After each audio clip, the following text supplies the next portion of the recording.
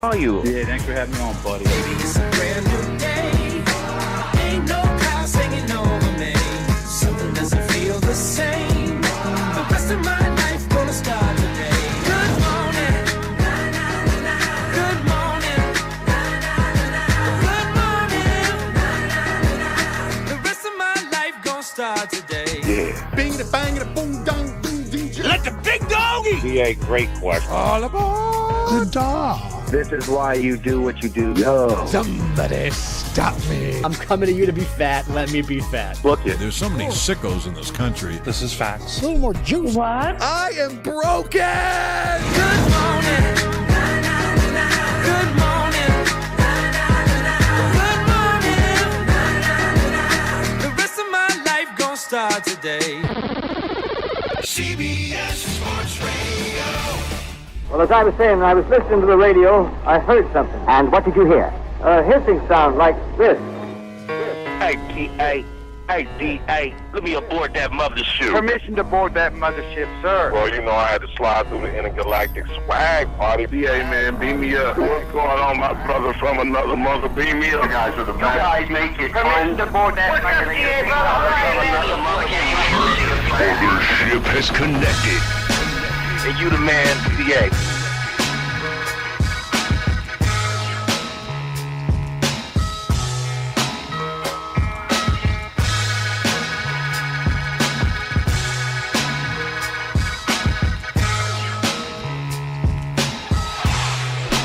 Happy Thursday to you, North America. The mothership has connected. Welcome aboard. It's the 4-hour satellite soiree. DA with you from the CBS Sports Radio studios in New York City. Broadcasting to affiliates nationwide and north of the border. Anchorage to Atlanta, Chicago to Sheboygan, Kalamazoo, and Waterloo. We are on the air. They listening, D.A. Everything we saying, D.A. Everything. And we appreciate you being with us on this Thursday morning. It's going to be a different type of show this morning. Coming up in 20 minutes, a standard fare sound check in 20. Later on in the program on a Thursday. It's a Thirsty Thursday. We're toasted to the good stuff. We'll also do a little reflection on the show, and Mraz is going to join us here in studio a little bit later on in the program to join us to go back over some of the good times, the bad times, the times in between for the final 2 or 3 hours of the program. If you're just waking up with us and you are unaware, I am leaving CBS Sports Radio at the end of the week. Today and tomorrow are my final shows. I'll be heading over to Sirius XM to host their morning show on the Mad Dog channel. And so instead of a cold open here, I just thought I would talk and reflect and use today and tomorrow to do the same thing. I'm sure if you didn't learn of this on social media yesterday or see the press release from both Sirius XM and CBS Sports Radio, I tell you this and you're like, wait, what? And yeah. It's a wait, what? It is, I'm not ready for this. What are you talking about? Are you serious, DA? I'm going to need a moment to process. And we all feel that way around here at CBS Sports Radio because of the bonds that we have with each other and with the listeners. And so I just wanted to start by talking about why I made this decision and then how I feel.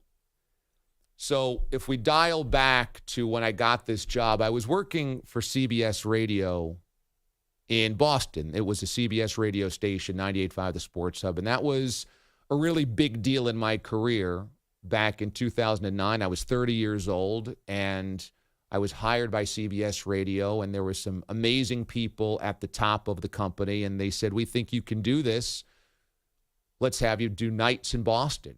And I said, boy, is a New Yorker in Boston going to work? And they said, we think it can work. And I said, that faith in me means a hell of a lot, so let's do it.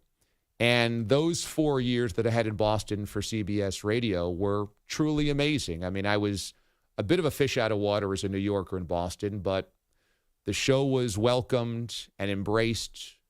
The station did amazing ratings and numbers. I built such an incredible listenership and had such loyalty, and they noticed it. And that's when they launched CBS Sports Radio 4 years after I was hired there in Boston for January 2013. When you look at how the network was built, it was a CBS radio company project, and they said, we want to go national. We want to have an ESPN radio competition. We want to have a rival to Fox Sports Radio. And so CBS Radio, which has been a kingpin in radio for a long time, and of course the CBS brand meant a lot, CBS Sports brand meant a lot, launched a network, and they went big. And they got Scotty Farrell to do nights. They had Tiki Barber and Brandon Tierney and Dana Jacobson do mornings. They had John Feinstein mid-mornings, Doug Gottlieb do afternoons, and they landed the big fish, Jim Rome. And Rome is a legend in this industry. Rome is the godfather, really, of what we do. And I say the godfather of the hot take in the most complimentary fashion possible. And they landed Rome, and it was like, whoa, this thing is going to be a machine. And they called up little old DA, and they said, would you like to be part of the network? And I was like, whoa, that lineup? And me? Hell yes. Whatever the shift is, whatever the situation is, I am there. And that faith in me was pretty incredible. I pinched myself like, wow, I get to move back to New York where I'm from and work on a national level at this age. I was like, I can't believe how fortunate I am. And that's when we started overnights here on CBS Sports Radio, January 2013. I've told the story many times over with Mraz. I didn't know Mraz before I walked in the door over here. They said, do you have a producer that you want to bring with you? All the guys I had worked with in previous stops, Kansas City, Miami, Boston, Fort Myers, Florida, all my previous radio stops, they all were from the places that I was leaving, so they didn't want to leave. And I said, no, I don't have anybody. They said, well, let's have you sit with a couple of part-timers over here and see if you jive with any of them. And if you do, we'll make them your producer. I sat with Mraz for 15 minutes, and I was like, there's something to this dude. There's something to this dude. And, 11 years later, he's one of my best friends. And these 11 years have been a pure joy to work here at CBS Sports Radio. I've said this often. The coolest thing about this place for the last 11 years is they gave me total freedom to do what I wanted to do. My mind was the only limit in what we could do creatively. Man, and for those that are creative, maybe you're a painter, you're a musician, maybe you're an artist, a sculptor, maybe you just look at landscaping and see a bunch of weeds and go, I can create something out of that. Or maybe you see a car that needs to be renovated and go, I can create something out of that. Those things to me are my oxygen. I love that part of this job, and they let me do it. I mean, look at how weird this show is sometimes. They let me do it. And for that, I am forever grateful. CBS Radio ended up selling to Entercom Radio. Entercom Radio became Odyssey Radio, which is our parent company now. And again, everybody, whether it was my old bosses or new bosses, let me just do this show. And that's something that I will always be incredibly grateful for. But something else happened along the way, and that was the listeners. We started in overnights. I don't think they knew what to expect because it was a brand new network. We didn't know what to expect. Target Demo Friday was born out of people telling me, congratulations, you're going to a new network, back when I was in Boston. But they would always have this postscript. But who's going to listen? You're doing overnights. And I had to say, I don't know. But let's find out. Whether it's moms up in the middle of the night with their babies, or whether it's people running to the airport, whether it's people working overnight shifts, I don't know. But let's see. Let's have fun with it. And over those 2 years, it was like, whoa, a fuse was lit. These people are crazy. They love this show, and the affiliates heard this. We love this overnight show. We love this overnight show. It's weird. It's eccentric. It's funny. It's creative. People loved it. And the bosses here heard it, and they were like, you know what? Let's get you to nights, 6 to 10 in the evenings. Great. And then the same thing happened. And there's this groundswell of people that love this show. And they said, let's move you to mid-mornings, 9 to noon. We said, great. And at 9 to noon is when we paired up with Pete the Body Bellotti and Bogusch, who were in these hours since the network launched. And, of course, Mraz and I knew Bogusch and Bellotti. But then we started working with them on a daily basis. And I'm going to tell you this right now, hand to God, I have worked with some amazing people, some truly amazing people in this industry. My stops in Kansas City, look, I got a goddaughter in Kansas City because of how close I am to one of the guys that I worked with there, Brian Williams, B-Dub, who is like a brother to me. And I worked with one of my best friends in the world, it ended up, Jonah Ballo, who was one of the best men at my wedding. You know, and so I have worked with some amazing, amazing people. Bellotti and Bogusch and me and Mraz, I just couldn't have asked for anything more. These guys are next level talented, next level committed, and it was just such a synergy immediately. I was like, wow, this is special. And that started in 2017. So I can say without a shadow of a doubt, the last 6+ years of working with these guys, these shows, mid-mornings, then we were promoted to mornings going into 2020. These 6 years with Bogusch and Bellotti have just been the greatest radio I've ever done. And it's a huge testament to them because of what we did together. It's the best radio I ever did these last 6 years. Not a doubt in my mind. Cap comes in as we're trying to tinker with the stream. What's the simulcast going to look like? What's the video component going to look like? I had ideas. I had visions. I was trying to get them executed. It was difficult. Cap walks in and kind of picks it up immediately. He's like, oh, yeah, we can do that. Yeah, I got this. Boop, boop, boop, boop. And I said, that's the guy. That's the guy we have to have. And I went back to the bosses and said, if we're going to do the simulcast and do it right, he has to be the guy. We have to figure this thing out full time. We've got to make sure he's on the controls every day. You have to give him the resources, give him the tools, give him the freedom. He's that good. And within a very short amount of time, the DA Show simulcast became the company corporate-wide leader in doing this on a digital standpoint. That if you were creating this for online digital consumption, what we did was the bar. That was the gold standard and has been since Cap took this over. And look at how creative he is. You know, to me, I'm just like, you let somebody like that just create. And that's what he does every single day, and it's beautiful. I say all of this because this is not an easy decision. I didn't want to leave any of these guys. I don't ever want to be able to leave any of these guys. But SiriusXM came to me and they said, we love what you do and we love this bond you have with the listeners and the community that you've built. This thing is amazing. We want all of that and we want to give you rocket boosters. And I said, well, what does that mean? And they listed X we're going to do for you and Y we're going to do for you and Z we're going to do for you. And this is what we're going to do for the listeners. And this is what we're going to do for the listeners. And I said, what are the real things here? And everything I heard was what I've always wanted to do as a thank you to the D-Aliens. Because from day one, we got supercharged because of that momentum and that passion. And I've always wanted to basically do thank you events and projects and prizes and merch and events and meet and greets and all of this stuff. The Bob's Bar thing was born out of that we just wanted to get together with everybody. All these listeners that helped make us who we were. We just wanted to get together with them.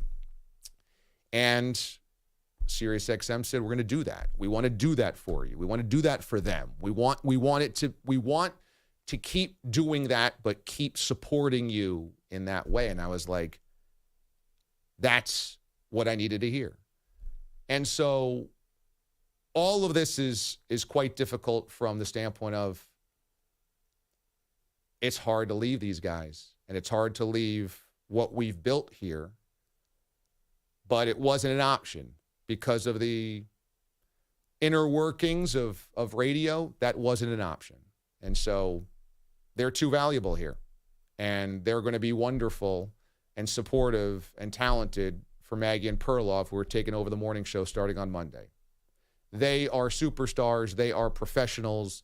They are some of the most talented people I've ever seen in the business, and they will be great here. That's the toughest thing. There's also a family component to this. You know, AJ's now 4 months old. Last couple of weeks, I've taken him for entire days, and now is the age where he's starting to smile. He's starting to laugh. Sometimes he sees daddy's stupid face and he giggles. And those moments are really special. Those moments are like otherworldly special, as you know if you're a parent. And there are some conditions in where I'm going where I get to just spend more time with the family. And I just get to watch him grow. And, you know, I'm a 44-year-old first-time dad. So this is the first time I'm doing any of this. And to be in a position where I get somebody that says, we get it. You want to spend time with him. You want to spend time with the family. You want to be a dad. We want to support that. We're going to do X, Y, and Z for you. Now, that meant a lot to me. It meant a lot to the Bourbon Bell. And I hope down the road it means a lot to AJ. So this was not easy, but it became a thing where I was like, those are all the things that I need and I want. And they're there. When I left Boston and we came here to CBS Sports Radio, and when I left Kansas City to move to Miami, and we left overnights to go to evenings, and go from evenings to mid-morning, and go from mid-mornings to mornings, the toughest part about this job is not management. That's a headache sometimes, but it's not that big a deal. The headache isn't ratings or revenue. That part is a headache. It's not that big a deal. It's not social media criticism. Now everyone tells you how bad you suck, and they get into your DMs or they @mention you or whatever. That's a headache, but it's not that big a deal. The hardest thing about this job is leaving the listeners that you build a bond with. And if today you're listening to this monologue and you're like, damn, DA, I'm pissed. You're leaving. The show won't be the same. I'm pissed. I don't blame you, because every single day I hoped that you cared about this show. I wanted you to care about this show. I can't today be like, and don't care about it anymore. I totally get it. If you've @mentioned me on Twitter, if you've emailed me, if you've hit me up of a DM on any account, I haven't seen it because I can't even bear to look at that. Yesterday was like the bomb dropped, and I can't even look at the people that I let down. Now, I'll tell you this. One of the things that I asked SiriusXM to do, I said, for my listeners that have SiriusXM that listen to us on channel 158, all they got to do is pop over another station to channel 82, and they got me. I said, but for the people that don't, what do you do for them? And they said, okay, let's huddle here. We'll get back to you. They came back to me. They said, we want to give them free subscriptions. We want the D-aliens to come here, and we want to make this thing easy. It's okay, now we're talking. So they're giving you 3 free months. I'll put all the links and information on my social media pages so you have that, on my website so that you have that. But those are the things I needed to see so that hopefully some of you come with me. Some of you won't. I get it. Some of you just want to stay in your rhythm. You like CBS Sports Radio, and you love these guys, and that's totally fine. If you stay here on this morning show instead of go with me to the other morning show, you're supporting my guys, Bogues, Bellotti, and Cap. And I can't ask for anything else. So if you're upset at this, if you're saddened by this, if you are frustrated and you're like, screw you, DA, I'm staying, I totally support that. that's a win for me as well because it supports these guys. And CBS Sports Radio has been really good to me. There are things we have disagreed on, but overall, 11 years, it's why I stayed. They've been really good to me. So I don't mind that at all.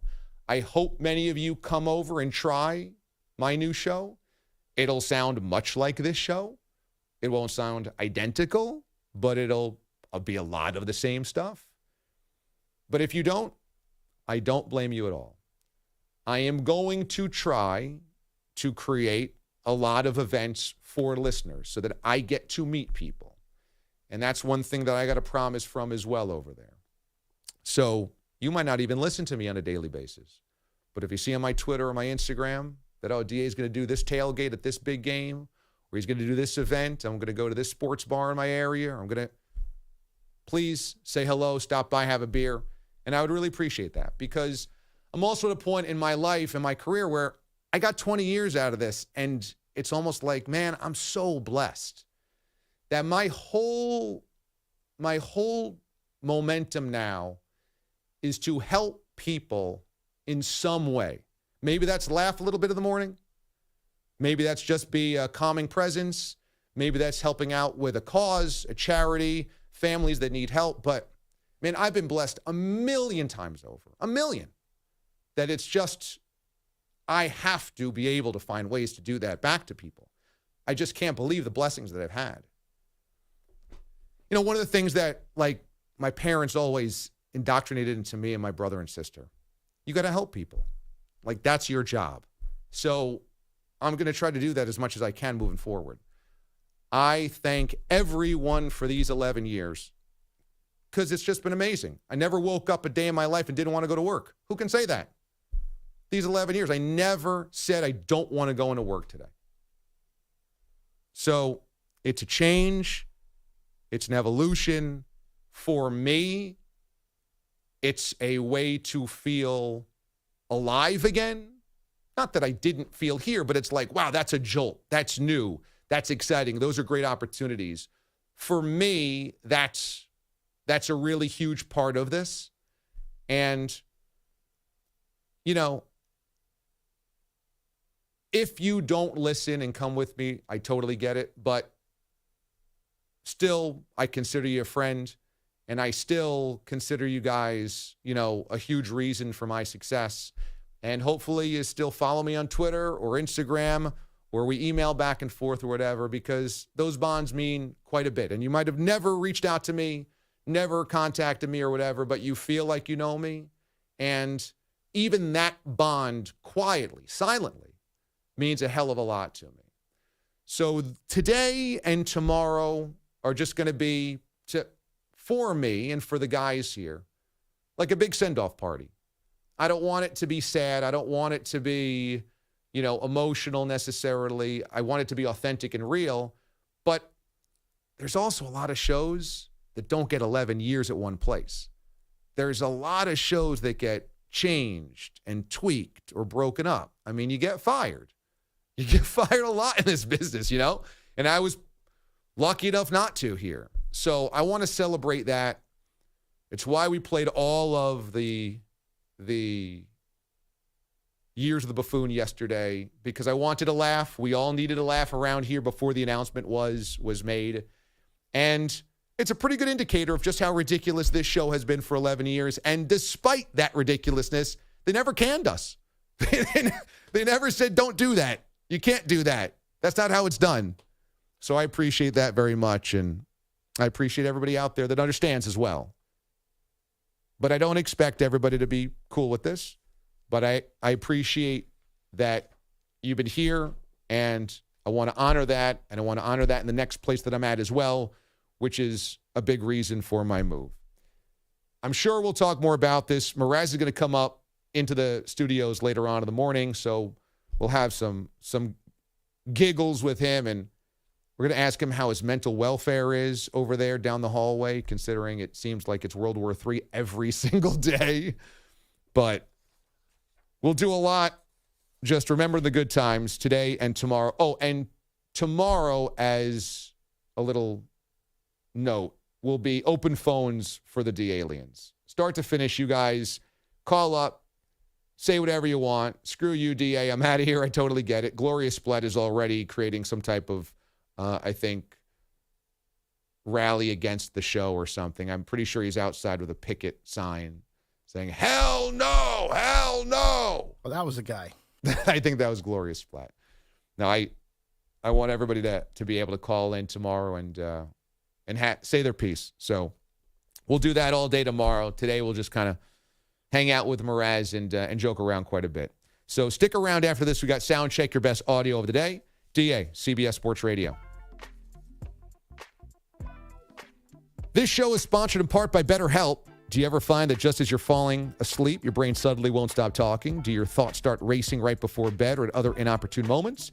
It turns out one great way to make those racing thoughts go away is to talk them through. Therapy gives you a place to do that so that you can get out of your negative thought cycles and find some mental and emotional peace. You know, we all have been through some unpredictable times over the past few years. It's not a sign of weakness to ask for help. If you're thinking of starting therapy, give BetterHelp a try. It's entirely online, designed to be convenient, flexible, and suited to your schedule. Just fill out a brief questionnaire to get matched with a licensed therapist and switch therapists at any time for no additional charge. Get a break from your thoughts with BetterHelp. Visit BetterHelp.com/D. Apparently this idea was hatched where Taco Bell has encouraged its fans to create meals with Taco Bell items. And one of them that was a winner and eaten at a company party was this bisque. So, Mraz, why don't you just quickly go through how you made the bisque last night? 1 cup of onion, 1 clove of garlic, chopped up nice, thrown in a, if you will, a cast iron pot where 3 tablespoons of oil had been warming.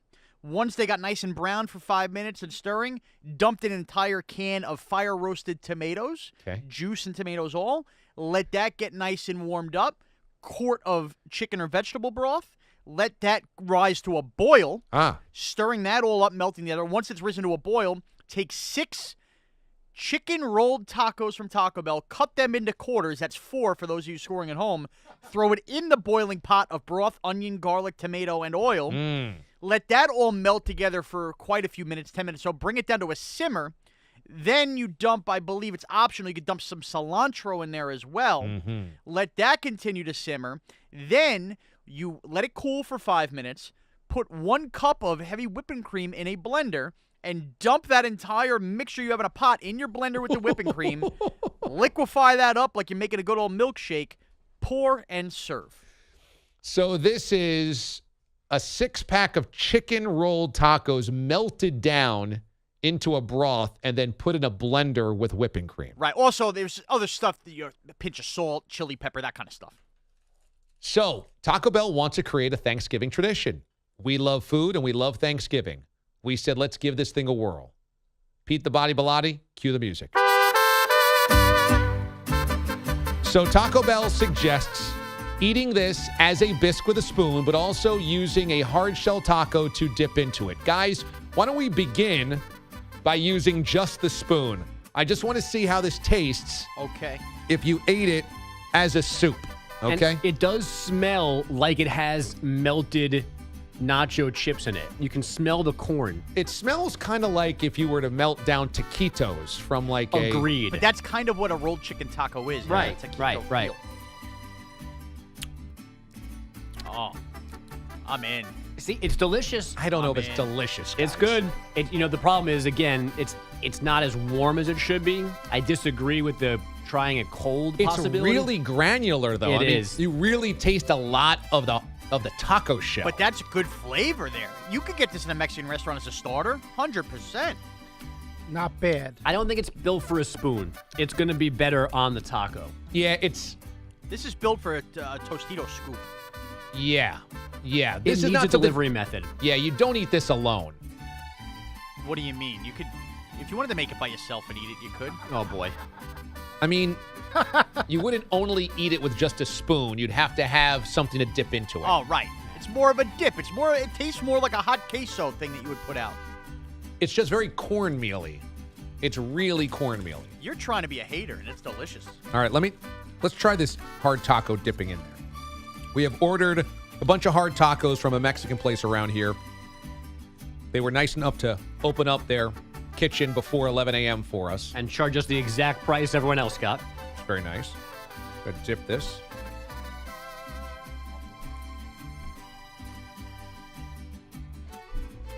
Now that's good.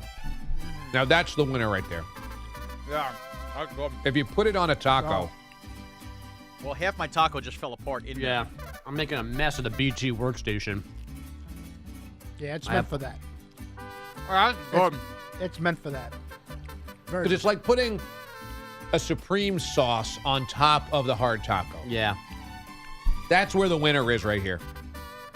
I'm proud of Pete for eating his now. You know what? This is a satisfying meal. I think you did a good job on this, Mraz. Thank you. Thank you. I worked hard on it. I really wanted to follow the instructions and make sure if we were doing this, I didn't want to give it a bad name if it didn't deserve a bad name. Is it too much cornmeal, though? Because you have a hard taco and then a bisque or sauce that's made out of cornmeal. No, see, I don't think it is. I don't think it is because you're getting enough of the other stuff, and there's a lot of ingredients in here. No, you know what? I think this can be right next to the antipasta and the shrimp platter. I think this belongs right into the Thanksgiving appetizer table. I think it's a little out of place at Thanksgiving. Agreed. It's a party. It's a party mix. This is a good Super Bowl dip. Oh! This is a good football dip. This is not a Thanksgiving app, But though. you don't like dips for football. They don't belong. Well, now that they're your football food of the week. And it's your third straight dip. Oh, I got a much crunchier taco here. This should hold up. Taco number 2. Obviously, Joe is an icon, Hall of Famer, and a well-respected individual in this organization. Doors always open for him to walk in, and my office is always open for him. And but you know, we'll agree to disagree with his comments, but he is entitled to those comments. So, generally speaking, that's exactly how I think Saleh should address that. Finally admit that Zach Wilson's got to play better. Okay, this is good. Don't just simply coddle him or live in delusion. That's good. And Joe Namath is totally allowed to have an opinion on how awful the Jets are because that's what we all see as well. And Namath has more credibility in this space than anybody of what it takes to win with the New York Jets. So you can't ask Joe Namath for his opinion and then be bothered that it might be a negative opinion. So I'm glad the Jets are handling it that way. Here's Cardinals head coach Jonathan Gannon asked when Kyler Murray's going to be activated. Why would I tell you that? Come on, Bob. I was kind of joking, but I'm not going to tell you. No, we will activate him when he's ready to go practice. That's what we'll do. Whoever thought there would be a whole bunch of laughter at Arizona Cardinals press conferences? Gannon comes off as the weirdest guy ever, and we thought that they were going to be a wretched 0-3 team that probably was going to go 1-16, 2-15, and be the worst team in the NFL. And instead, the Cardinals just won a football game over the hated Dallas Cowboys. They've been competitive in all three. Josh Dobbs is joking around on social media about his jersey not being at the team store. Life is good in Arizona suddenly, which is so weird. Yeah, we usually save the laughter for the post-game shows. For that, Gannon was asked, what about Josh Dobbs' jersey not being in the team store? Does he have his jersey in his locker on game day? That's all I'm concerned about. I mean, look at this. It's like a Don Rickles roast over there in Phoenix. Anyway. The media going to Glendale, they're just loving life. Oh, my God. JG, you're filling good ones. Zinger here, zinger there. I guess everybody's got a fire in their gut. A fire in the gut. Everybody's taking the bus to work today in Arizona. Right. They're not driving. That's exactly right. Here is the New Heights podcast with Travis Kelce and his brother Jason Kelce as they discuss Taylor Swift's appearance at Arrowhead over the weekend. We got to talk about it. Yeah, my personal life, that's not so personal. Yeah, well. I did this to myself, Jason. I know this. Well, Trav, how's it feel that Taylor Swift has finally put you on the map? I just thought it was awesome how everybody in the suite had nothing but great things to say about her. You know, the friends and family. She looked amazing. Everybody was talking about her in great light. And on top of that, the day went perfect for Chiefs fans, of course. We script it all, ladies and gentlemen. But to see the slow motion chest bumps, to see the high fives with mom, to see how, you know, Chiefs Kingdom was all excited that she was there, that was absolutely hysterical. It was definitely a game I'll remember. That's for damn sure. And then we just slid off in the getaway car at the end. I mean, everybody's talking about it. Everyone, literally everyone, even Bill Belichick. He hasn't talked much about me outside of, you know, game weeks that we played, but he made sure to remind me that that's the best catch I've ever had in my life. Dude, that was a great line by Bill. Hilarious. And then you got Coach Reed telling everybody he's Cupid. He's been manifesting this the whole time. He's the one that set us up. I know that he had met the Swift family before, so I don't know. He could have been in the background the whole time. Dude, Coach Reed playing matchmaker? Who knew Cupid was so big? Shout out to Taylor for coming through and see me rock the stage. Wow. Andy Reid had met the Swift family? Swift family Robinson? I don't buy that. You don't? I don't buy that for a second. This is solely coming out of him with the friendship bracelet and then announcing that to the world. Oh, you know, Taylor said she didn't have time for me. Whereas somebody probably said, some NFL player wants to give you a bracelet, and she goes, and, you know, like he said, she has no time to meet anybody after her shows. It's do the show, sleep for 12 hours, hibernate, put her back in the ice chamber, and then break her out the next night and make another $3 million per show. And then the video of Kelsey talking about the friendship bracelet probably made its rounds. And let's be honest about what's happening here, DA. Let's be honest, Pat Boyle. Let's be honest. This is a classic cross-promotion. It's certainly working for both of them. It's working for both of them. We saw the numbers. I'm sure everybody saw the numbers on social media. Kelsey's jersey sales have skyrocketed 400%. The Chiefs game was, you know, uber watched by everybody, including female demographic, ages 24 to 49, whatever it is. He's getting the pop he thought he would. We thought he would because it's Taylor Swift. And let's be honest about Taylor Swift. As much as we think she can't get any more new fans, she's probably got a couple thousand extra, couple 100,000 extra fans in Kansas City now. And everybody's going, oh, Taylor's a Chiefs fan now? Sure, we'll listen to her music. We'll pretend to like it. This is, people, a mutual beneficial relationship. I don't think this is going to last. It's not going to last. I guarantee you by the playoffs, this will be done. But they will have both gotten exactly what they wanted out of it. Yeah, I tend to align with most of your opinions there. He's going to benefit far more than her because her celebrity is so overwhelming. But she's certainly benefiting as well because she has tapped now into a sports market that was not talking about Taylor Swift and is now incessantly talking about Taylor Swift. Again, she didn't need any more tickets sold, but it has definitely unlocked a different portion of the American consumer. Like my dad noticed that Taylor Swift was at the Chiefs game. I don't think he would have noticed. He knows Taylor Swift. I don't think he would have noticed anything about Taylor Swift unless she was at a Chiefs game. So it certainly has worked in that way as well. Finally, speaking of the Chiefs, here's Patrick Mahomes on how to get fired up. I came out of the tunnel, I was like, you're not yelling today. You just feel kind of,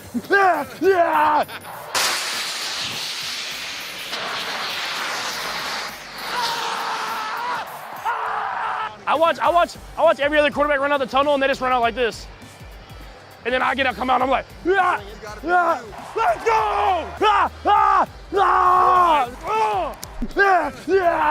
And then as I yell, I get myself more hyped. That feels like something Boyle has done in the show before.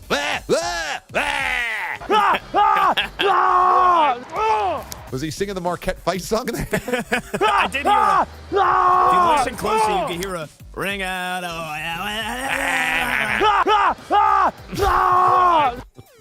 And also, that's Brady. Brady inspired that. Brady inspired Mahomes to yell? Yeah. How many other quarterbacks are running out of the tunnel going nuts like that? But everybody knows Brady runs to the end zone and hits the let's bleep it go. Right. I do love that, though.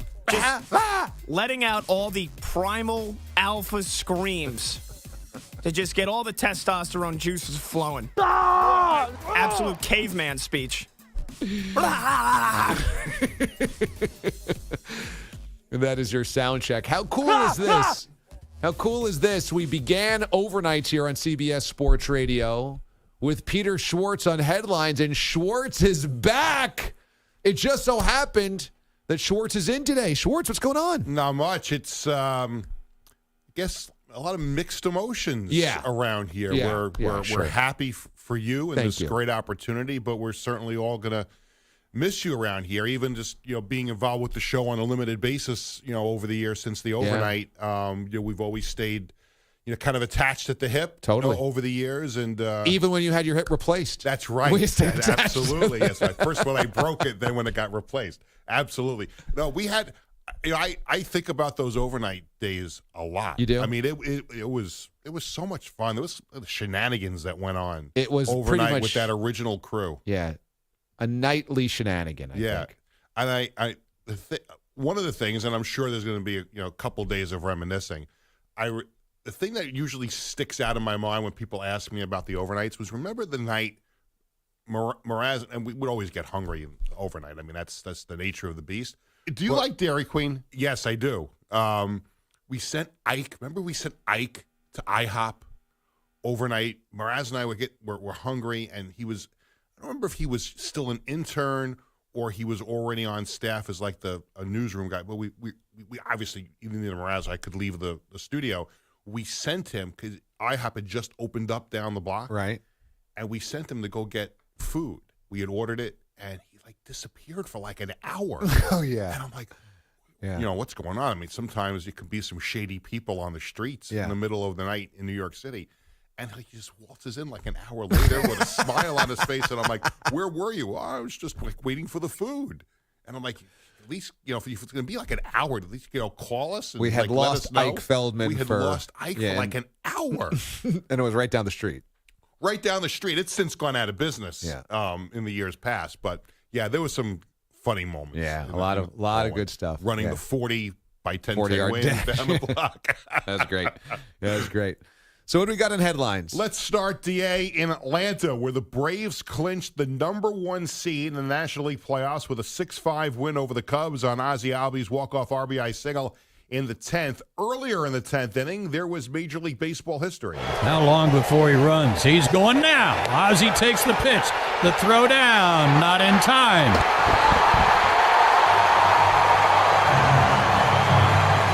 And that's 70. Number 70 right there, folks. He's trying to dig that base out. He wants it. That was Joe Simpson and Ben Ingram on Braves Radio. A little tease for next hour, DA, when Acuna pulled the base out of the dirt, it annoyed the Cubs TV announcers. So we'll hear that audio next hour. Okay, good on tease. The update. Ronald Acuna Jr. becomes the first player in Major League Baseball history to hit 40 home runs and steal 70 bases in one season. I just want to thank God for this incredible moment. Really, really grateful for my teammates, coaches, support staff, and all the fans out there supporting us the whole time. It's really an incredible moment. It was Acuna through an interpreter and some goo goo gaga. It was not labeled, so I don't know if that was Acuna's child or if that was the interpreter's child. No, that's how Acuna sounds. Oh, okay. That's him talking to the translator. He says goo goo gaga. Goo goo gaga. As he talks about his 2 for 4 night with a stolen base and a run back. What's that, Ronald? Are you wanted to take the bag? That's Braves PR after they get eliminated in the first round every year. Oh! Hello. Hey! I thought he was going to say that's Joey Votto when he has his Hall of Fame induction speech. Yeah, don't bring up Votto around here. That won't happen. Don't bring it up. Even the Reds Hall of Honor or Wall of Fame or whatever they got, don't bring it up. With the loss, the Cubs are now tied with the Marlins at 82 and 76 for the last National League wildcard spot. The Marlins split a doubleheader with the Mets. The Orioles beat the Nationals 5-1. The magic number for manager Brandon Hyde and the Orioles to clinch the AL East is down to 1. It's very exciting, and I'm looking forward to coming to the ballpark tomorrow, and hopefully we can do something special tomorrow. And that would be tonight when the Orioles open up a series with the Red Sox at Camden Yards. Here's something from the too little, too late department. Pitch is soared in the air deep to left. Forget about this one. Watching his Merrifield, it is long gone for Aaron Judge. Second home run of the night. Judge going to left field. Another 2-run shot. And it is now 6-0 Yankees. That was Justin Shackle on Yankees Radio. Yankees beat the Blue Jays 6-0. Judge now with 37 home runs. Garrett Cole pitching 8 2-hit shutout. Also from baseball yesterday, Diamondbacks closing in on a playoff spot. Beat the White Sox 3-0. Arizona's won 8 of their last 10. Dodgers over the Rockies 8-2. Freddie Freeman with a 3-run homer hits 100 RBI for the 4th time in his career. Now to the NFL, Week 4 beginning tonight. The Packers hosting the Lions at Lambeau Field. Packers head coach Matt LaFleur on the Lions defense. That whole defense, you can see the physicality, you can see the speed, the relentless pursuit on tape. And I think they're well coached and they got talented players. And so it presents a lot of challenges for us as an offense. Kickoff tonight, 8:15 Eastern, and of course the NBA blockbuster trade as the Bucks land Damian Lillard, DA. Excellent. Thank you, Mr. Schwartz. We will get to the Damian Lillard trade coming up here at the top of the hour. When we come back, Bogusch is going to join us. DA, CBS Sports Radio. You're in a 5-minute break.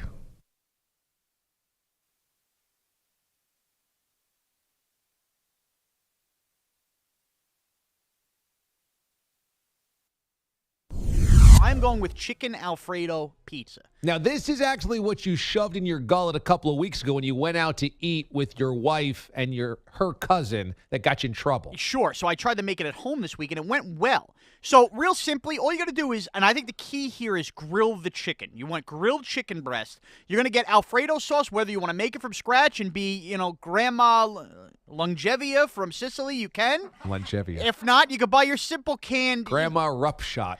You buy your canned Alfredo sauce. That's okay. Canned Alfredo sauce is okay, I think. And you go with a Boblio crust, or you could do a pizza crust of your own. A Boblio. We've worked with the pizza crust before when doing the stromboli. So if you want to go that route, that's fine. If you want the classic Boblio that you sell in every supermarket, Boblio. That's fine too. It's simply sauce on that crust, the grilled chicken first, and then put the chicken on top. But really important here, you're going to do a little crushed garlic, if you will, maybe a little oregano, some salt, pepper. You want to get the spices and really bring everything collectively together. But the freshness of the grilled chicken to go with the sauce and those spices on a nice crust is a nice finger food to give you a taste of Sunday dinner as well. Chicken Alfredo pizza with a Boblio crust. And don't forget the shredded mozzarella, bang, on the top.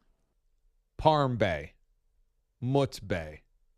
Okay, chicken Alfredo pizza. I'm going with chicken. Give a little piece of a cookie to the Hugies now, with the greater good being he's still banned. So you bowed to the pressure of your mom, who wants him reinstated. She declared this over the weekend. We played that audio on Monday. Even though yesterday you sat here, puffed out your chest, and said, I'm a man. I don't even have to fold my clothes. I don't listen to my mom. I don't listen to my mommy. And guess what? I'm still right. She's not on the show. He's not on the show. You have made a case that he's still welcome on the Permission Granted podcast. So there were enough people asking for a profile on him. We did the profile on him. We covered a lot of stuff at the block party. We uncovered a lot of things. But guess what? Now you've had your little piece of cookie. Now everybody can go away and we can go our separate ways again. You got intimidated by your mom. I don't get intimidated by my mother. Are you kidding me? She's 5'4". Saturday, she said, huge freeze. We'll be back on the show on Monday. Yesterday, you fought back against the listeners that said that your mom controls you. She doesn't control me. And now today, you have him on side B to, what? To appease your mom. No, not to appease my mom, to appease the audience that's pounding the drum and trying to say there's a loophole now because she's issued the reinstatement. I issue reinstatements. I am the producer of the DA show. All right? I take that job very seriously occasionally. I make that decision. He was on a little itty-bitty 10-minute podcast that gets played on radio.com. You want to listen to Huge, you can listen to him, bellyache and bemoan and all that. I pitched the idea about the stupid hot salsa thing to say it's not going to happen from my end. I want to make sure it's not going to happen from your end. And we go over everything, and I really try to force him to Taz and the Moose more since he likes going away with Taz to Vegas. So that's it, all right? Nobody can tell me there's a reinstatement being issued. Nobody can tell me I give in. I can see. No. But you gave in. No, I didn't. You had him on side B. To do a profile. I'm running out of guys. I'm running out. There's the truth. There it is, right there. If Bogus, it took our job seriously and was with us this week, I would have just done him this morning. But he was busy. He was preoccupied. So this is about you being lazy, being unable to find another guest. No. Yes and no. Yes and no. If I can't find another guest, there's enough heat in the kitchen. It kills 2 birds, 1 stone, and now everybody could go away and stop worrying about huge freeze again. This is only going to stoke the fires more. No, it will not. No, it will not. You just did a profile on him. And you guys will listen, and you'll understand we leave it amicably, but amicably? You okay? What is it? Amicably? Amicably. Wait, how do you say it? How do you say the word? Keep trying, please. Acclimately. Amicably. Amicably. Yeah, we left it amicably. And now you got... Break ends in 5 seconds.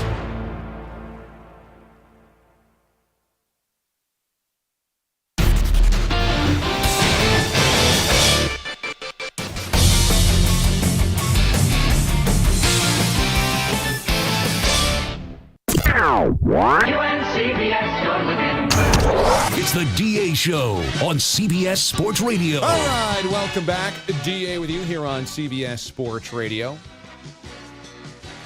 It's going to be an interesting couple of days around here. These are my final 2 shows on CBS Sports Radio. I'm heading to SiriusXM's Mad Dog channel to host their morning show beginning on Monday. Bogusch isn't in with us today in studio, but he's joining us down the line from his home. Bogusch, how's Casa Bogusch today? Yeah, Casa Bogusch is fine. First time in forever I'm working from here. Let's assume that it's just too emotional for me to be in the room with you today and tomorrow, and that's why I'm not there, not because I got sick at the worst possible time. Yeah, so it's not that emotional. Yeah, you're just homesick. Yeah, who are you again? Which one are you? Are you Sean? Well, no, actually, you can ask which morning show is this, because you and Pete have cycled through how many of these? Wow. Is it 9 now? I kind of stopped counting. We're also losing you as an original full-time employee, which is a list Pete created over the summer, and it was already in single digits, and now you're gone. But yeah, I mean, Tiki, Brandon, and Dana, and Feinstein, then just Tiki and Brandon, and then there's a Gio and Jones, there's a Taz and the Moose. There was, for me, a little McAfee in there, and now you and then Maggie and Perloff on Monday. There was a Tiki and Tierney no Dana for a couple weeks, so I'm counting that still.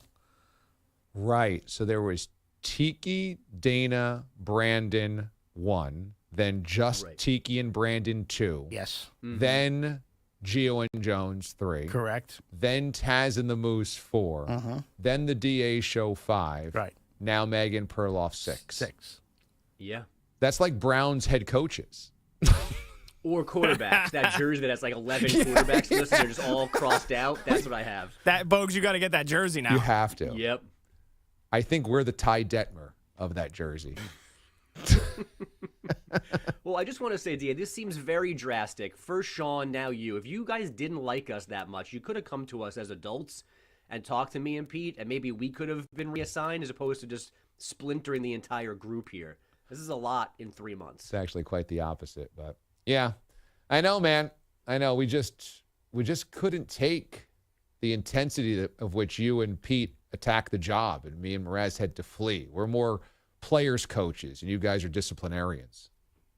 Yeah, that feels like a you problem, not an us problem. I think we're doing it the right way, but again, to each his own. Do you remember the IHOP story? I know you guys weren't on the overnights, but Can we hear it again? I want to go back to Acuna's translator possibly bringing his kid to the press conference. Because that happened. I don't know which baby that is. I got a pretty good guess. It's Ronald Acuna Jr.'s baby, not the translator's, Mr. Schwartz. Slightly unprofessional for the translator to bring their baby to the press conference. We'll do more with Bogues coming up here after the break. When we come back, we'll also talk about this Dame Lillard trade to the Bucks, what it means for both sides. DA, CBS Sports Radio. So many different emotions on so many different levels.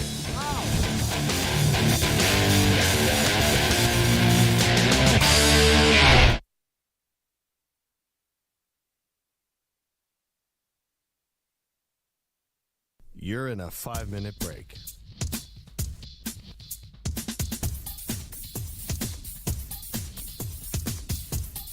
You riddle his career with bullet Well, holes. yes, because he should be a lot further along based on the talent he has now than he is. You said to give up play-by-play. Well, because if it's going to start affecting things like missing weddings and big functions, and when he's closing in on 40, well, I got news for you. It ain't happening, kiddo. You move on. You do something else with your life. Delaware Blue Hens football on cable is a pretty decent deal. How many people are watching the Delaware game that day? Hopefully someone that'll hire me for bigger games. I hope so. I hope that person's out there. But you know what? They're probably not, and you need to get that tape probably out at there. DA's wedding. Bogus. I have asked you, how many times have you done a big game for whatever outlet you're working for? I go, Bogus, we would love to play some of this in sound check. And I say, can you produce the tapes? Well, you need a subscription here to get. You don't even know how to get your own tapes to us to play highlights. So how are you even getting them out to the right people? Because I can your career sucks. Because I can get them out not the next morning when you need them. Well, that's a big issue. You're going about your career all wrong here, kiddo. Okay, thanks, Sean. And if I, by the way, was at 41 years old and not 31 and doing the night before James Ward's wedding and couldn't come, you know what? Then you tell me, hey, it's a wedding, Labor Day weekend. You're working the weekend overnight. Maybe it's time to give up your career, pal. But I'm still a young man in this business. I'm blooming. I'm blossoming. And you know what? I wasn't going to bail on Ward with the ticket because he's already bought the ticket. That would be wrong of me. That's why I'm going there. How many people bail on the church or wherever for a wedding, go to the reception anyway? That's what I'm doing. I'm not doing anything wrong. I'm looking out for my career. I'm trying to look out for yours. It's just time to either rethink this thing or give it up. I said it to your face. Maybe it's time that this beautiful father of two, nice married man, always the friendly guy, had a little reality check, and somebody threw. How many times is this guy going to be pampered by all his loved ones, by everybody who works here? You're so great. You're on a great path. Yeah, next thing you know, you're dead in a casket and you've accomplished nothing.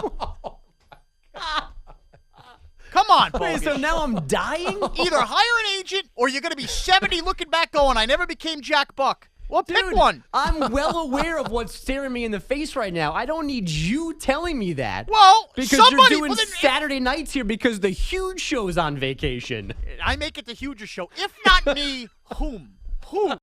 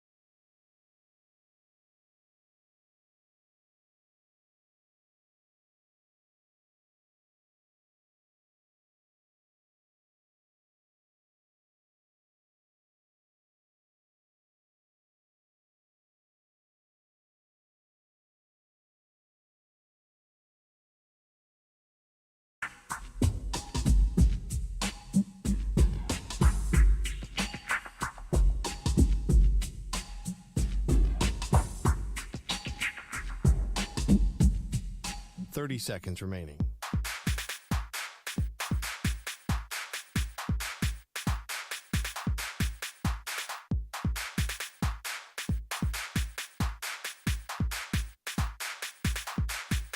15 seconds.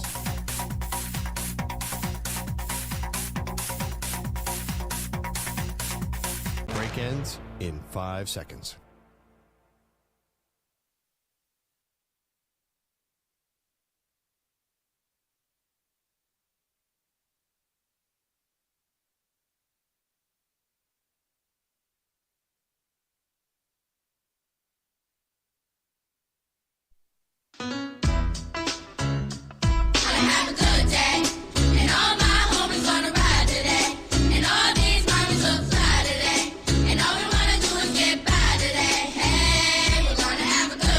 Mornings are hard. Your sports radio show doesn't have to be. I'm so happy you guys are still alive. I am excited. I am so happy. Laugh and learn every morning aboard the mothership. Ooh. Have a good day. And all my homies gonna ride today. And all these mommies look fly today. And all we wanna do is get by today. Hey, we're gonna have a good day. It's gonna be a good day with DA. Hey, Da. I do love the Da. Happy being alive day. Mornings on CBS Sports Radio. Yeah. Yeah! Happy being alive day, everybody. Life is short. Let's have some fun. Appreciate you being with us. It's a Thirsty Thursday. We will toast to the good stuff coming up in 20 minutes. Also, Mraz is slated to join us in studio coming up here this hour. So stick around for that. Damian Lillard finally got traded, but got dealt to the Milwaukee Bucks. He's going to wake up one day, February 6th, look out his window and be like, this doesn't look like South Beach. But if he wanted to win a championship, pretty good place to do it. And Giannis and Dame have been connected for a while, whether it was picking one another in the All-Star draft or Dame Lillard talking to GQ last year in 2022 about one day playing with Giannis. And those in Miami who thought it was a slam dunk Lillard was going to come to the Heat are a little upset. My first pick going to be Damon Lillard. Look, that surprised me too. No, you're not gonna do him dirty here, are you? No, you're not. Giannis has changed this weekend. I think so too. You know, he always talk about loyalty and being loyal. I know who my and all that stuff, right? So I knew for sure his first pick was going to be Drew. So I don't know what's going on with Giannis. Okay, you messed my whole draft board up now. I'm here to win. If you were to pick a player that would help you win a championship, who would you pick? I would pick Giannis. I hope he would get to play with Giannis at some point. Those two would be a very, very nice combo. I mean, I would say just the dominance, somebody that's, going to get to the rim. He's a good playmaker, a good defender, disruptive, and the way he plays complements the way I play. I would bring something to the table that complements what he does and vice versa. Seamless. Yo, NBA, man, y'all need to look into the Bucks for tampering. Y'all do. I'm just going to put that out there. Y'all didn't hear it from me, but I heard it through somebody. Y'all look at him for tampering. So that's Jimmy Butler's Instagram questioning tampering when it comes to the Milwaukee Bucks. From a Buck standpoint, slam dunk. Absolute slam dunk. It immediately makes them the betting favorite at Vegas to win the NBA championship. Now, note that last year they also had the best record of the NBA. And then they flamed out in the playoffs, which is why Budenholzer ends up getting canned. And the Bucks have had great teams and great talent, great regular seasons, a centerpiece, future Hall of Fame MVP cornerstone, and have been the one seed a couple of times, and they've only won one title. And you can say only because even though the Bucks had not won one in 50 years, they've had a team good enough to do so in many regards for the last 5. For the Bucks, they become better. And even though Drew Holiday is one of the best two-way guards in the NBA, to bring in Dame Lillard is a next level. That unlocks a next level of Milwaukee if they can figure out how to play together, and that Lillard still has the special that has made him such a fan favorite among so many NBA fans and specifically Portland Trailblazers fans. So tough to say goodbye to Drew Holiday, but it's a deal you have to do. And Damian Lillard should, by joining Giannis and the Bucks, get such a boost emotionally and mentally out of this. Because as much as he tried, as much as he desired a title run in Portland, it was never realistic. They were never good enough versus any of those super teams in the West, specifically the Golden State Warriors, to win a title. That was just never the reality. And they've missed the playoffs the last 2 years. So it's even further today in Portland than ever before in his career. To go to Milwaukee where day one you're the betting favorite to win a championship, and if you do not at least make the NBA Finals, it is a huge upset. He's got to just feel like, man, all my desires come true here. Miami, you could understand why that was desirable for him as well. But going to Milwaukee gives him a better shot to win. And as great as Pat Riley is, as great as Eric Spoelstra is, Jimmy Butler as the cornerstone plus Bam Adebayo does not equal Giannis and Chris Middleton. It does not. It does not even equal Giannis as a solo act. Lillard joining Giannis is greater than Lillard joining Jimmy Butler and Bam in Miami. Coaching's got to make it work in Milwaukee. Players got to make it work. It's not a surefire championship, but it makes total sense for Dame. It makes total sense for the Bucks.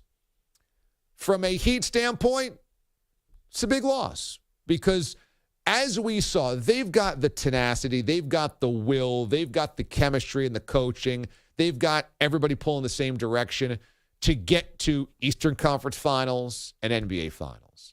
But running up against superior talent has undone them in the NBA Finals.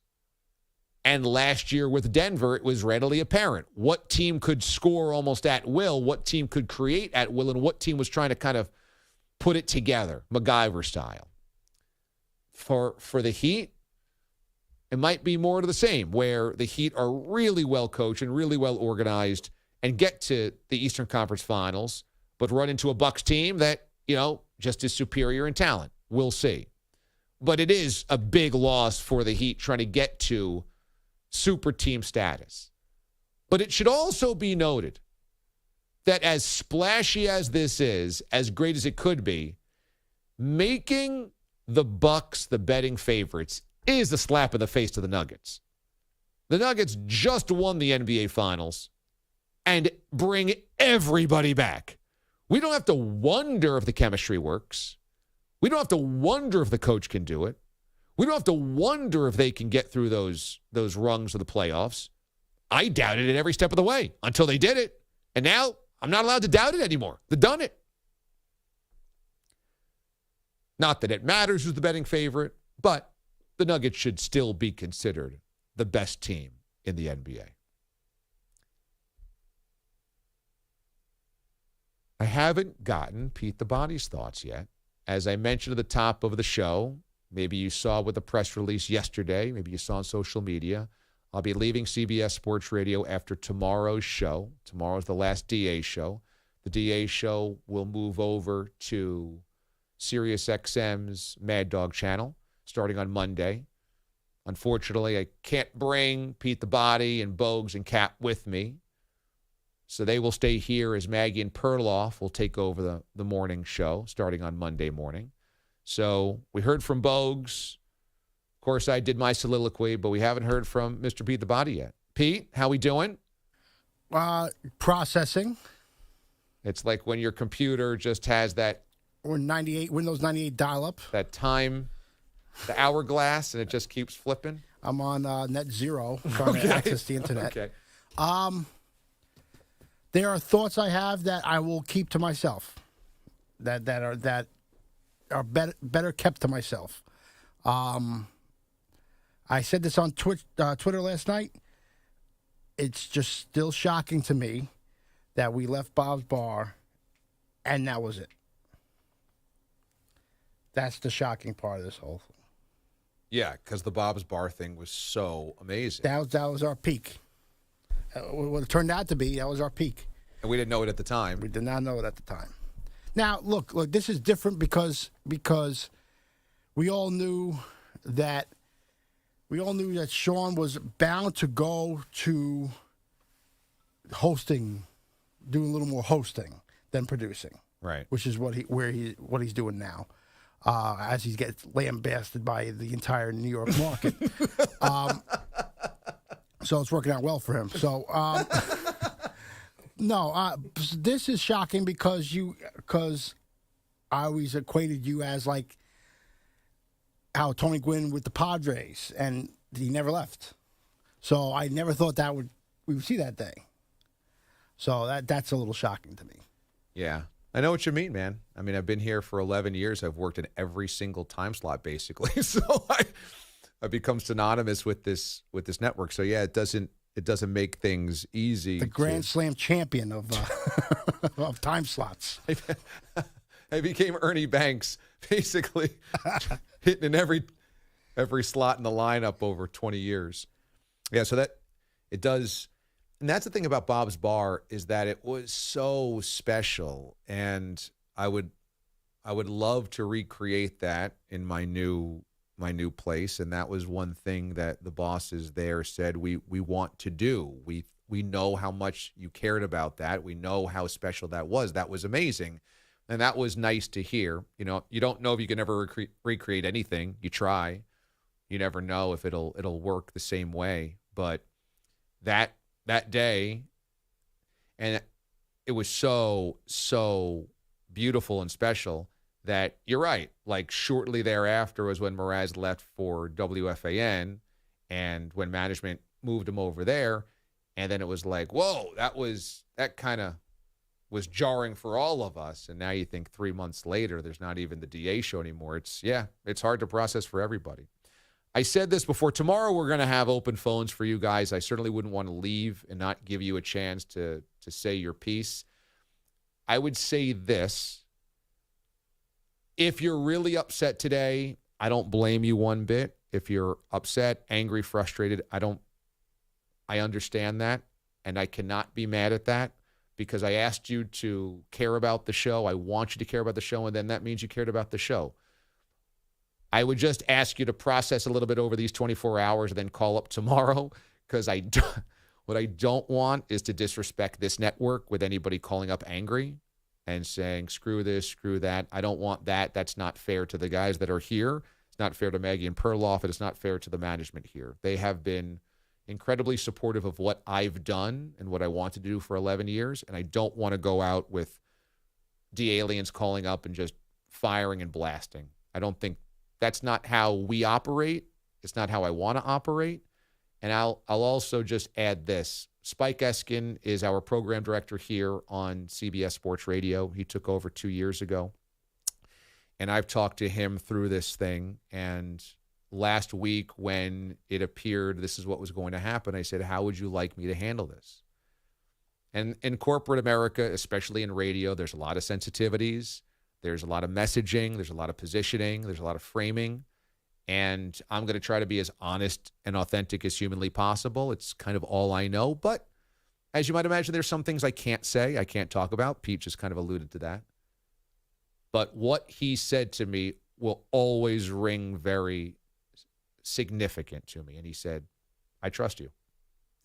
And to just have my boss trust me in this very delicate spot for 2 days, that means a lot. So I owe it to them to do this the right way.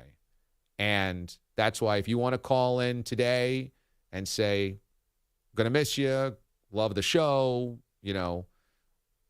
that's totally cool. If you're fired up and you're angry, I would just say, let's let it process for 24 hours, and maybe tomorrow it'll be a little less angry. And I don't want anybody to call and be like, screw this, screw that, screw this. That's not right for how they are allowing me to go, and that's not right for the guys that will still be here at CBS Sports Radio, who I love. I love these guys, and they'll always be, my ride or die dudes. And, I want to make sure that we're as supportive as we can be for them as well. And that's just the way that it's going to be. Jeff is in Omaha this morning here on the DA Show. Jeff, good morning. Good morning, DA. How are you doing? I'm good, man. How you doing? Can I get a beam up? Yes, sir. Hey, I started listening on CBS Sports Radio here in Omaha, and I figured out Sirius XM I could listen to the duration of the show while I was at work and everything. And I just want to say I was pretty excited for the way the direction the show was going with Pat Boyle, and hopefully get the executive producer role and everything. And it's been a good ride for me, man. But I just want to let you know, best of luck. And hey, man, I'm coming with you. I'm coming with you over there at number 82.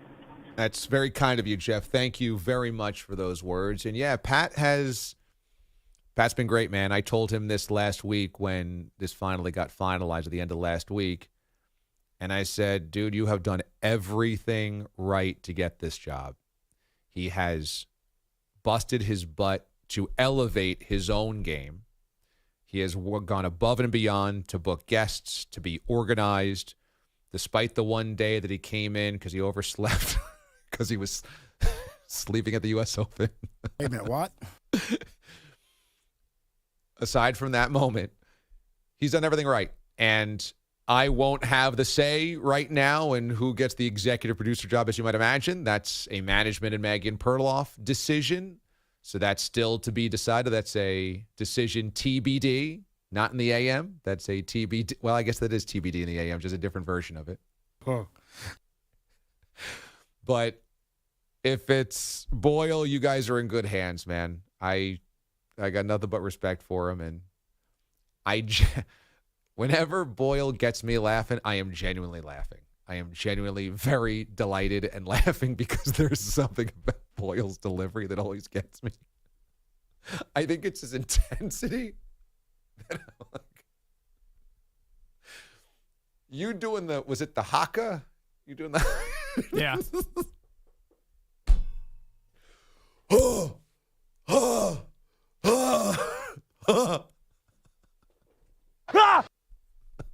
Right. Sounds a lot like Patrick Mahomes getting fired up running through the tunnel. So it is a storyline to follow. Does Pat Boyle get this job? Dum, dum, dum. And then I get up, come out, I'm like, let's go! Pat, we'd like you to sit down with Maggie and Perloff and tell them your visions for the show. What's maybe some of your ideas that you can bring to the table in mornings? Ring out Ahoy with MU, rah, MU, rah, for Old Marquette. Hey, hey, hey, dog! Pat, you just seem to be yelling things and grunting. You come off as a beta. You come off as a loser. That's not very nice to say about Perloff. Can you please give us some type of actual vision or structure for how you would enhance the show? I'm trashing my own junk. Okay. All right. Are we done here, Pat?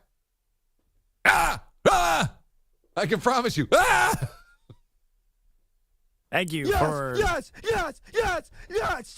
Thank you for turning me into a caveman. You and Bilotti over the last 90 seconds. Yes! Dog!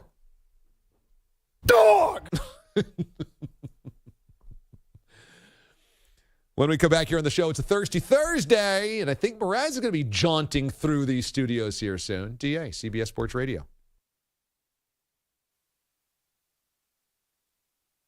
You're in a 5-minute break.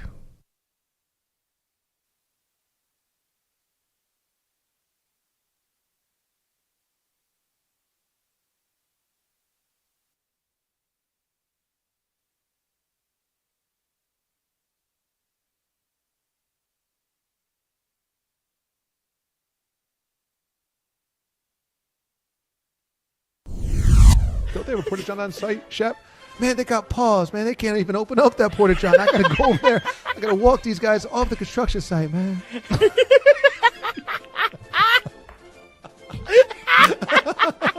Hey, how about Kyrie?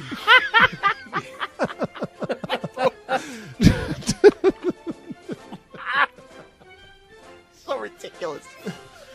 Did you ever know it was a bunch of terriers that built Levittown? For the original bowl-shaped trophy, he planned to present the cup annually to the champion hockey team of the Dominion of Canada, honoring his time as Canada's Governor General. All right, now fast forward 130 years. Sorry, Lord Stanley, but for the 29th straight year, the Stanley Cup champion will come from USA, USA, USA. Things started to snowball early as the Colorado Avalanche pelted 2 ice missiles into the net in the first 10 minutes. Your player of the night was the one who got the party started. It was the captain guiding the ship through the fog as Gabriel Landeskog channeled his inner bulldog. Now Bowen Fire on the breakout. Landeskog, the Swede, gave Vasilevsky Stockholm Syndrome as he made him a prisoner of his own net. Then 90 seconds later, Valeri Nichushkin got on the tracks and choo-chooed his way to lamplighting glory. However, just like the Rangers found out, that's right, Mraz, another shot at the Rangers. How's the golf course? Your goal of the night comes from Andrei Burakovsky. Sing us a song. You're the overtime ending man. Burakovsky, channeling his inner Dostoevsky, he said to the fans and the lamp behind the goal, let's get lit! Another bouncing puck. Well, we can only hope that somebody does blow a 3-1 lead in this series and gives us a Game 7 for Lord Stanley's Cup, because maybe then Pat Boyle will have one more chance to do a Canadian Bacon this year. But for now, Lord Stanley's Cup glimmers and shines in all of its glory, waiting for another champion to grab hold and etch their name into history. And that is your Canadian Bacon.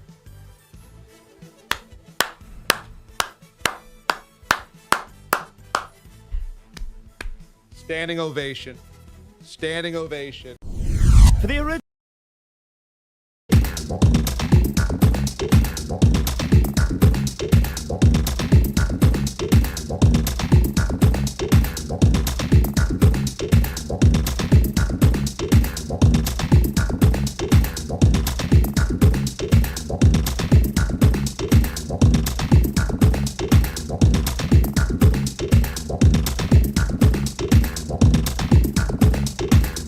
One minute, 30 seconds remaining.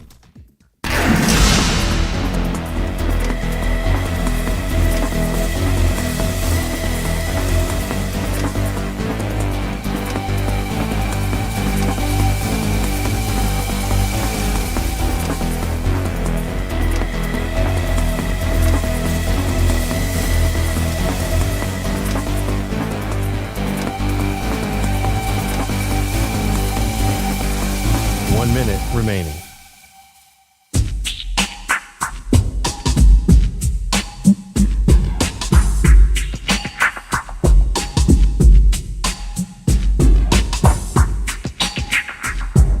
Forty-five seconds remaining.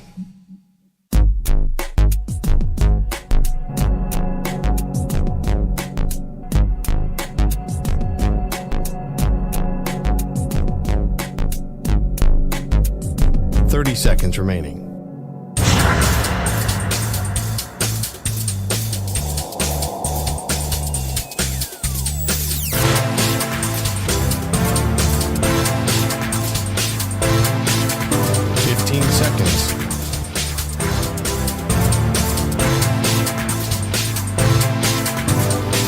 Break ends in 5 seconds.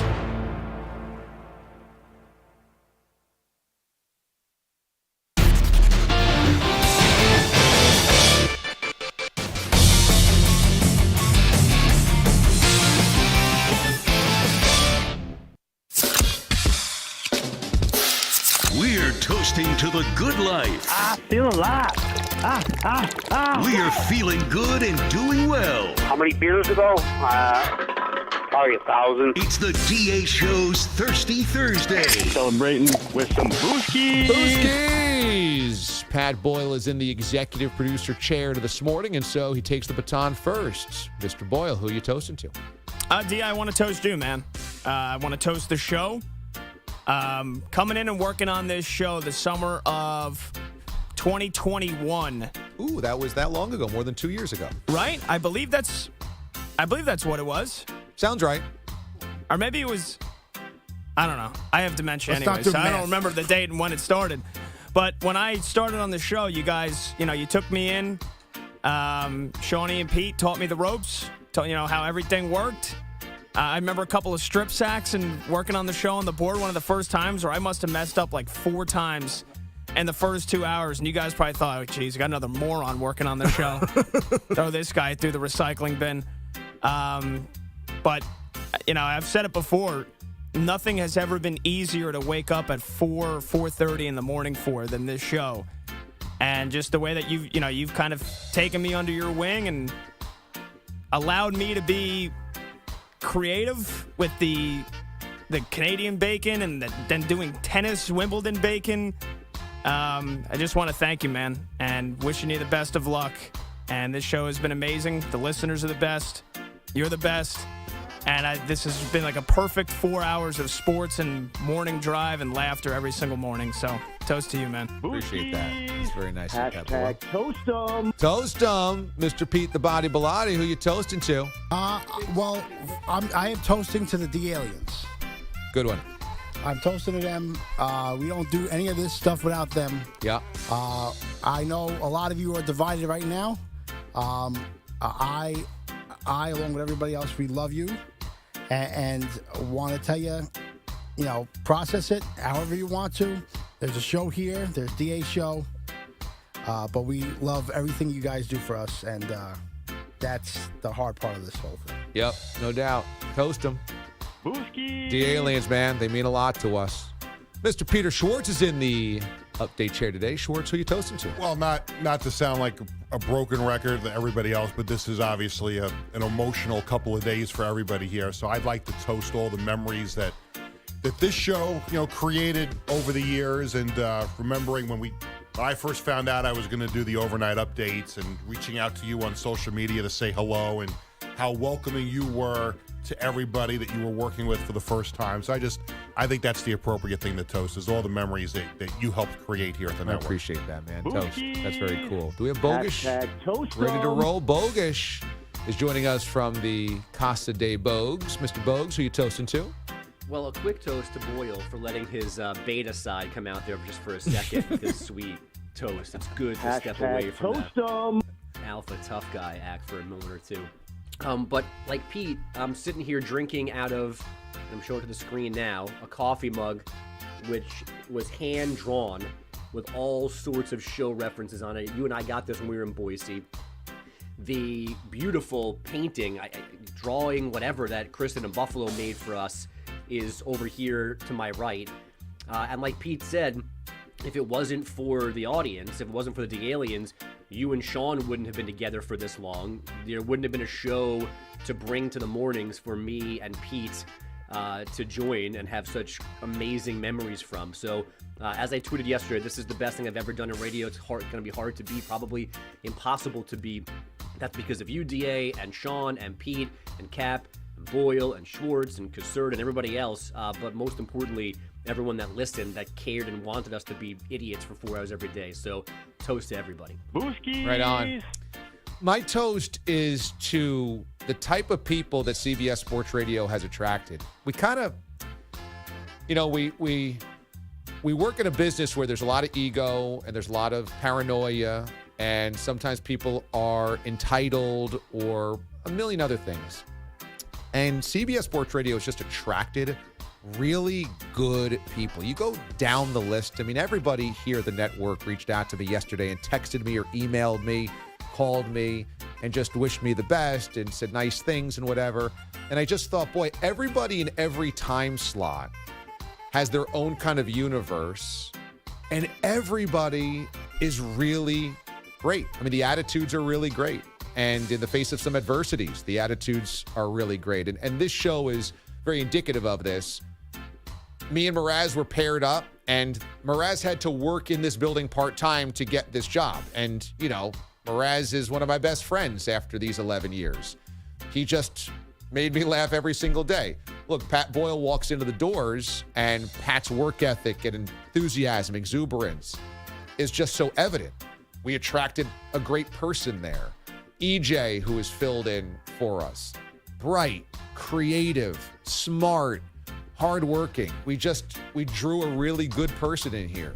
We inherited, or they inherited us, Bogues and Bellotti. I mean, find a better update guy than Bogues. I dare you. Who writes as well as Bogues? Who writes as clever as Bogues? Who's as quick as Bogues? Who can be the professional but also the jokester? Who can just basically write circles around almost every other anchor? He's amazing. Bellotti on this board with his drops, with his music selection, with how he maneuvers the sound of the show is he's brilliant at this. You know, Cap is brilliant at what he does. He's just a master. He's like a genius at what he does. Go down the list of people here, and it's extraordinary. So for the entire team here at CBS Sports Radio, the talent that just puts on great stuff every single day and cares about the product, and the producers or the engineers that care about the product, this goes back to us looking for a new executive producer. There's a lot of people in this building that wanted this job, and they were already on good shows. And we interviewed, or at least Pete and management interviewed a lot of people. I was kind of on the outside of that. But really good people kept coming up. It was like, that person's really talented. That person's got a great attitude. That person's got great ideas. So that's the secret sauce around here, is that we just keep attracting really talented people, and I got super lucky to be surrounded by a lot of them. So toast to everybody. Booski. Hashtag toast 'em. All right, we got headlines now. We'll take toast throughout the morning from you guys. But headlines right now with Mr. Peter Schwartz. DA will begin in Atlanta, where the Cubs and Braves went extra inning. Winning run at second, the pitch. Swung on, rifle to right field, base hit. One hopper to Suzuki. Here comes Ronald. Here comes the throw. Braves win! That was Joe Simpson on Braves Radio. Braves clinched the #1 seed in the National League playoffs with a 6-5 win over the Cubs. You heard Ozzie Albies' walk-off RBI single in the 10th. Earlier in the 10th inning, Ronald Acuna Jr. became the first player in Major League history to have 40 home runs and 70 stolen bases in one season. Acuna stealing second and tried to pull the base and did so out of the ground. That annoyed the Cubs announcers on Marquee Sports Network. And we're really stopping the game. Can we get the base after the game? This is pretty absurd. It's just a hell of an accomplishment. Totally, but you can't stop the game and run a highlight montage. A little bitter, huh? Understandably so. I mean, there is a time and a place, right, for taking the base. Does it have to be in the middle of the game? Ricky Henderson took it out of when he broke the stolen base record, he took it out of the bat. You're right, but I don't think that was organized. Wasn't that just a him thing? That was Ricky doing his own thing? We have a parade for him, though. Yeah. Deal with it. Come on. It's a fun moment in baseball history. It's never been done before, and don't let him steal the base. It's like Bogues. Where would Boguish at the plate stand on stop of the game last night for 40-70? I'm shocked. And that's John Shambi, I think, who's a real fun guy. He's not the get off my lawn type. I'm stunned to a news that he was that bothered by this, unless that montage was like 8 minutes long. What was the big deal? Well, I think I'm it's lost on this one. I guess maybe that the Cubs have been losing recently, right? And so maybe they're just salty. That's possible. Yeah, He's just generally salty. Definitely tired of the Braves. Yeah, like everybody else. Yeah. Well, Seiya Suzuki dropped a pop-up to lose the game the other night, and then they once again lost in extra innings last night. So the Cubbies are watching this happen, and Ronald Acuna's having a parade thrown for him, and it's like, hey, we're trying to make the playoffs. Right. Here. We're trying to make the playoffs, and you guys are having a happy, fun time with stolen base. I seem to remember, I think it was a Monday night game, Jets and Raiders. Didn't Tim Brown break a record and they stopped the game? He had the Jets were mocking it in practice that following week, but Tim Brown, I think, did something. I can't remember what the record was, but it was a receiving record, and they stopped the game in the middle of the game to acknowledge it. It was a Monday night. I want to say, 2001, 2002, somewhere around there, and they stopped the game. And there was, should they have stopped it? And the Jets. I was covering practice that week, and the scout team completes a pass in the middle of practice, and two other Jets drive a golf cart onto the field, and they mock How Tim come on, it's just a little fun. What difference? Right. In Cleveland, the Guardians beat the Reds 4-3. Final home game for the retiring Guardians manager Terry Francona. I'm going to be rooting like hell for these guys. Might be in a rocking chair or something. Hopefully, be on the golf course, but I will never not root for these guys. I love these guys, man. This has been 11 years of good. Francona retiring after 23 years as a major league manager, 2 World Series titles. It's amazing how he is looked upon as a manager now all these years later, because I remember leaving Fenway Park after covering Game 3 of the 2004 ALCS, and the Yankees won that game, was it 19-8, something like that, and they're up 3 games to none. We know what happened after that. But I remember listening to Red Sox post-game shows and call-in shows that night on multiple stations. He's a terrible manager. Get rid of him. He's awful. And I just I'm listening. Now he's a legend. Now he's a legend. He didn't even win a world championship in Cleveland, and he's beloved. Yeah. No, he's been great. He's probably going to get in their Wall of Honor, whatever, someday. I would think. Yeah, he's been great. Tremendous, and a great ambassador for the game of baseball. Now to Seattle. Astros look to pad their wild card lead. 0-1, breaking ball, and that's hit high in the air, pretty deep to left. Kelnick is back on the warning track, at the wall. See you later! Wow. Into the Astros bullpen for Martin Maldonado. And the Astros lead is 8-3 on Maldonado's 15th homer. Wow. 3 certain things in life: death, taxes, and Bilotti throwing in John Sterling, getting hit by a foul ball when I'm filling and doing updates. Robert Ford on Astros radio. 3 people got hit there. Astros beat the Mariners 8-3. Astros now lead the M's by a game and a half for the last American League wild card spot. Week 4 in the NFL kicking off tonight at Lambeau Field. The Lions visiting the Packers. Lions head coach Dan Campbell on the challenge of playing at Lambeau. It's a new season. We know we can win out there. We've done it before, but you got to go earn it. It's not going to be given. It's going to be it'll be loud. It'll be a tough environment. They're playing good, so here we go. And there's no turds here. Kickoff tonight at 8:15 Eastern Time. Blockbuster trade in the NBA yesterday. The Bucks landing Damian Lillard from the Blazers. The Blazers getting Drew Holiday in that trade. They're expected to try and unload him.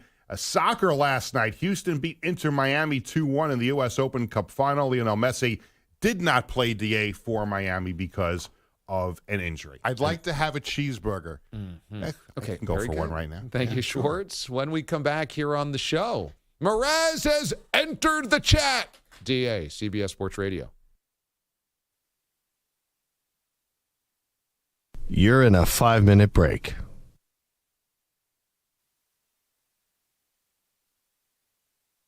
Interviews with Mike Francesa and Chris Russo from Mike and the Mad Dog. You're on the air on Metro Sports North. Here with Mike Francesa of Mike and the Mad Dog on WFAN. Mr. Francesa, how young were you? Mike, Damon. Well, thank you very much, Mike. How young were you when you realized you wanted to be on the radio? It wasn't so much the radio as I was a ball player when I was young. I always thought I'd be a ball player. When I got old enough to realize I wasn't going to be a ball player, then I wanted to stay in sports somehow. And I kind of migrated towards communication and didn't know what part of the business I'd wind up in. I started as a writer and an editor and then went to TV and then to radio. So it was a little roundabout way to radio. It wasn't that I always grew up wanting to be Marv Albert. That wasn't the case. A couple of years ago, you hosted Live from the Play-by-Play on television. Are you looking to get back into the television aspect of things? Well, not only that, because I did CBS for 6 years on TV, too. I worked for CBS for 12 years, and I did every big event for CBS. I did the Final Four. I did the NBA Finals. I did the Super Bowl pregame show. I did the Cotton Bowl. I did all different kind of events for them. And I did play-by-play for 3 years, and I did TV for about 10 straight years. Last year was the first year I haven't been on TV, and I'll probably get back on TV. It's not something I'm burning to do, but I think I'll probably do some more TV stuff for them through. What are the major differences between working on television and radio? Enormous differences. Radio, you can be long form, you can discuss things, you can pace it. What you can take 10 minutes to discuss on the radio, you have to be able to say in 30 seconds on TV. In TV, you talk in headlines. You cannot talk long form in TV. It doesn't work that way. It's a visual medium. So what you have to say in 10 minutes on the radio, you say in 30 seconds on TV. That's the difference. Well, Mike and the Mad Dog runs from 1 o'clock to 6 o'clock. In those 5 hours, do you find it hard sometimes to fill up all the airtime? No. I think we're fortunate, and I think that's some of the beauty of a two-man show and a successful two-man show. When you try to get a mix in there, the main part of the show is going to be Dog and myself, be it on a good day or a bad day, whether we're fighting, not fighting, which we do sometimes, so we've done a lot of that. Also about 30% calls and about 30% guests. So it's probably about 40% us to 50% us, and probably about split what's left between guests and calls. Our show's not all calls. I mean, a lot of shows are, but our show's a little different. It's much faster paced than other shows. It's in drive time. It has to be faster paced. And the show basically is Mike and the Mad Dog. The callers don't drive our show. We drive our show. There are other shows where the callers drive the show, and that's right, too. That's not wrong. But that's not the way Mike and the Mad Dog is really run. What's your feelings on the Jets and Giants coaching changes in the upcoming 97 season? Well, I'm very close to the Jet coach, as you guys probably know, so he... These are great.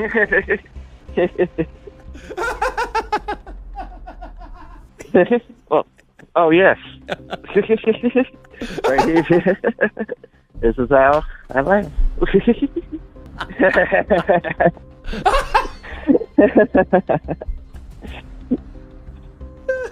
Oh yeah.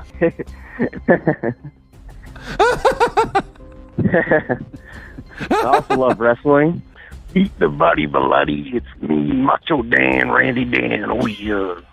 Randy Dan Savage.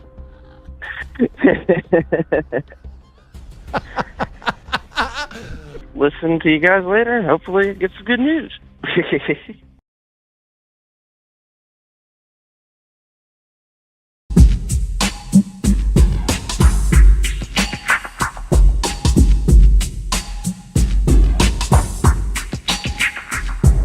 .45 seconds remaining.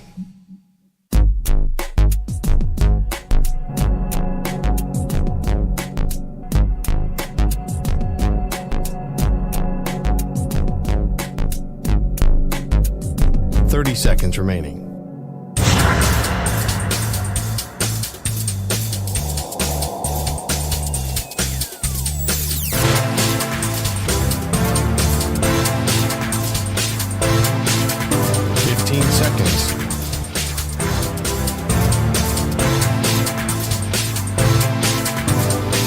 Break ends in 5 seconds.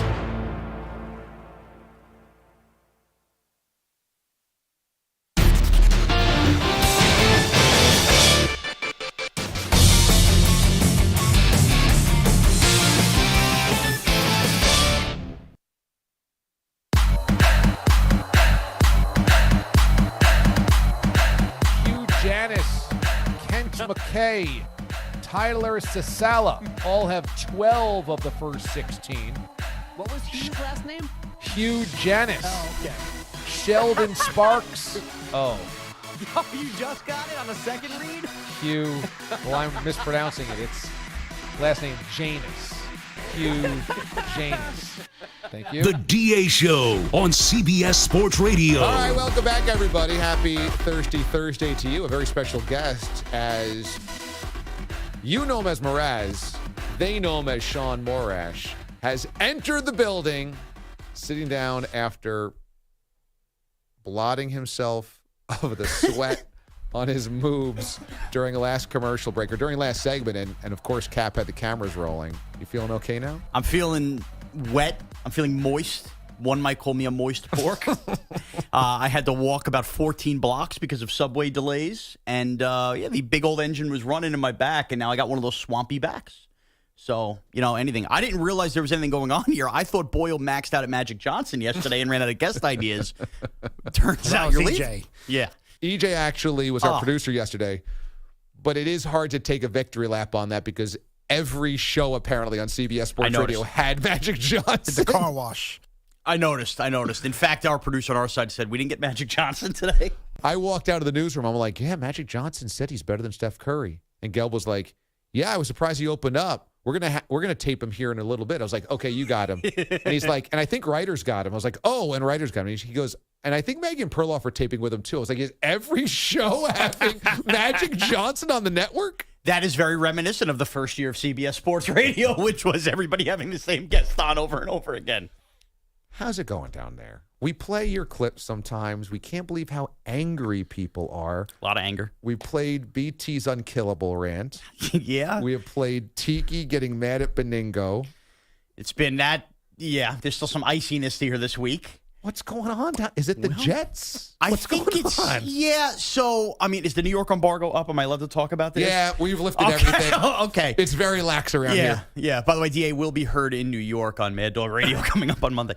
Well, I think a couple things happened. I think much like you're probably getting from some of our audience, people reacting to change over there. So they had a new lineup come in on top of the baseball teams both being, for lack of a better term, cheeks, as the kids like Pat Boyle would like to say. Oh, Pat, what does that mean? I like cheeks. They suck. Okay, and that's butt cheeks? Yeah, like their ass, their cheeks. So that's very lingo now. So you have like a baseball town with no October baseball on the horizon. Then the hype train of Aaron Rodgers, where Jet fans sold their soul and said, this is it. This is finally our time, only to have him not even complete a pass before he's out for the year. And then a sprinkling of the 1-2 Giants who lost 40-0 to the Dallas Cowboys. And I think there's a lot of tension between all of us on air that are going, oh my God, does anybody want to listen to New York sports right now? Combined with listeners who are naturally angry as New Yorkers, now even more angry that they're not getting what they want as sports fans, and then even more angry that they think the new FAN lineup, including me, is, quote, cheeks. So you're cheeks too? I think I'm cheeks. I mean, I personally don't view myself as cheeks, but several of them think I'm cheeks. Now, we've had a few listeners point this out. You have been an agitator for years. Yeah. You have loved to agitate, and now you're getting it back full guns ablaze. Do you feel like this is karmic? Yes, because when I agitated here, the people were so nice that it would be like, wow, okay, he just got that one guy. I agitate over there, and it's 500 people back in my face that are better at agitating than me. And what I've learned more than anything else since leaving the show for 2 months is that I am the biggest coward on planet Earth. Is that right? Yeah, and that I will continue to throw my Twitter grenades or whatever, but yeah, I can't hang with like some of these vicious, vile people on social media. They're far better at agitating than me. And I've definitely curled up into a ball in bed and cried at night. I like Juan Pierre on Twitter, who is basically sending death threats to you. Yeah, my mom has put together a list of 12 people that she feels I should block on social media. I'm like, well, I'm not blocking anybody. Then that shows I'm kind of soft. And she's like, it doesn't matter. They're going to come after the family. And I'm like, let's relax. Let's relax. She thinks Bob's Bar is going to be under siege now.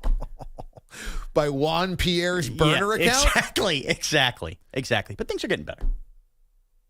Nancy has still listened to us and has been in the Twitch chat under the headline or during the handle, not doing Bob things or doing Bob things. I'm not doing Bob things.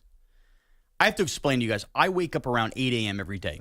By far the biggest perk since leaving the show. She is, I don't know if it's an alarm set, a natural body alarm. She is up at 5:58 every morning to watch this show on Twitch and interact. And I will have basically an essay written on what's happened through the first 2 hours of the show in my text messages arrived when I woke up. So DA said this, Bogus said this, Pete said... And I wake up, I'm like, all right, Mom, I'm going to put on a show. Like, I don't need the blow-by-blow. So anything that I have missed, my mom has alerted me to, whether it's about me or whether just general topics. I don't know what she's going to do with herself come Monday. Nancy truly is the best. And so I feel terrible leaving her because, this has become part of her routine. Don't want to let her down. Got to figure out if there's a way to combine the forces at Bob's Bar next summer. I don't want to invite myself over there, even though I've done that the entire country for multiple years. But maybe there's just a way, even though you're gone, even though I'll be gone, maybe there's a way to just get everybody at Bob's Bar again and just have a party. I've thought of this. I think the move is a Saturday reunion on YouTube. Oh. A little live stream on YouTube. Oh, not even on the radio. Not even on the radio. Costs nothing to anybody. All of us are in different places. Fans of everybody, an annual reunion. Ooh. Broadcast live, a Saturday 10 to 1, let's say, and then we're partying on a Saturday. This way we're all off. Little idea I cooked Ooh, up. that's a good idea, guys. That's a really good idea. Because then we don't run into any corporate interference. 100%. Yeah, and this is what's always weird about corporate. You're over there, I'm over here, Pete's over there. It's like, are we supposed to be acting like friends, talking like friends in this industry? But no, you can't tell us what to do on our day off. So a Saturday in the summer. Yeah. Maybe early summer to kick off the summer. Yeah. We get together at Bob's Bar. We invite everybody that we have as listeners on any of the stations or on social media. And we just do hijinks and ridiculousness. We'll have some music at Bob's Bar. Everybody gets to hang out. Right. And you don't have to do it at 6 a.m. so Bob and Nance aren't as freaked out about the sound in the neighborhood. And then I got news for you. A lot easier to book live music at 1 or 2 in the afternoon on a Saturday than it is early morning on a Friday. I will drink early and then protect DA from trying to get made out with by Knockout Neil. Anybody else? And then as it grows, maybe we all kind of bring our new friends. You know, you bring, Babchick, I'll bring Tiki, and, Pete brings Maggie, and, everybody becomes one happy family. Ooh, this is a good idea. I'm glad that you thought of this. I'm an ideas guy. Yeah, I've said that for You've years. always been an ideas guy. Always been an ideas guy. And you do it on YouTube so that those that can't make it can still be part of it and watch. That's where Cap still comes into play, because do I know how to go live on YouTube? No, but I'm hoping he does. So how are you feeling after hearing this news? I'm sad. I'm sad because one of the things I was looking forward to the most, and I've been doing, is I get to just sit back and be a fan of the show. And I was so in tune, especially with this writer's strike that's coming to an end, to the producer search. Like, I couldn't wait to see how that shook out. Boyle, I'm sorry. I guess you lose. I was into that. I was into just the show moving forward. Boyle's not laughing. I know.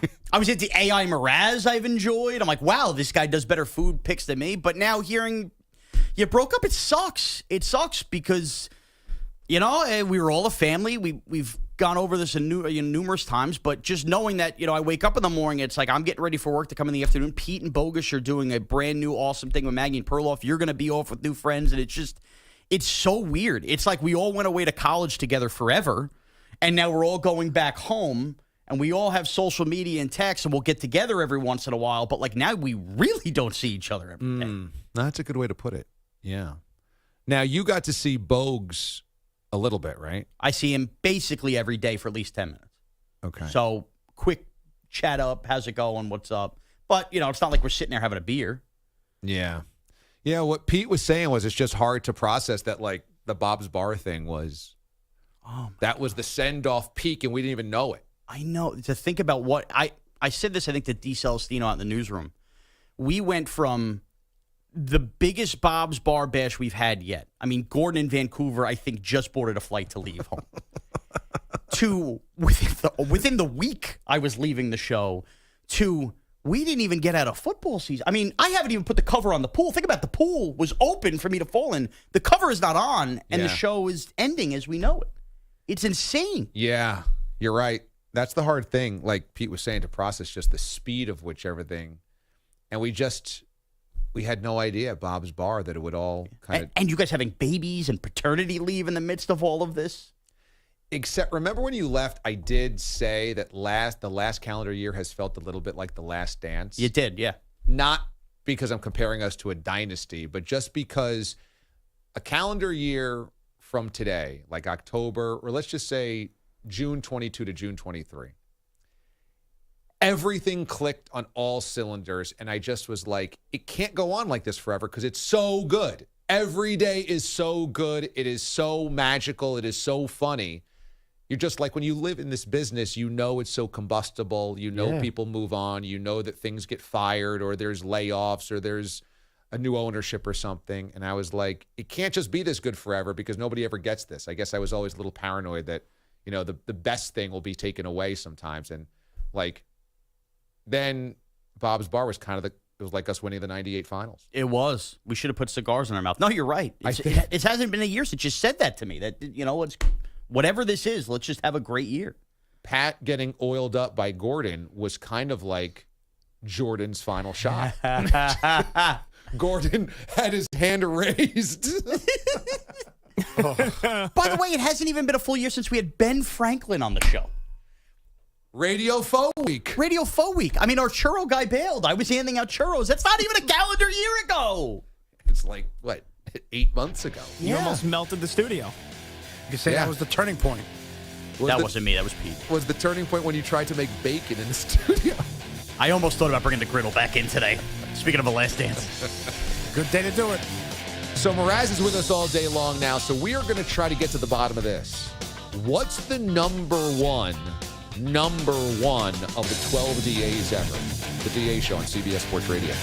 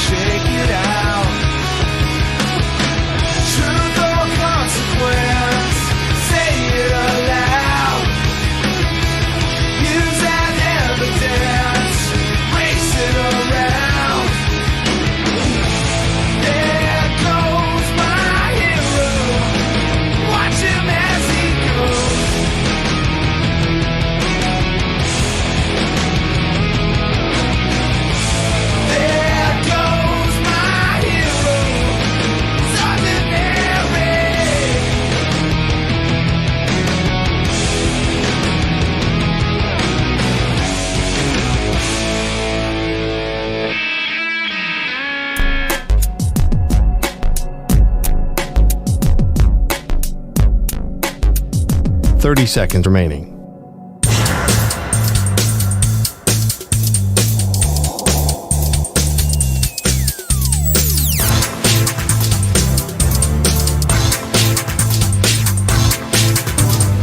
Seconds.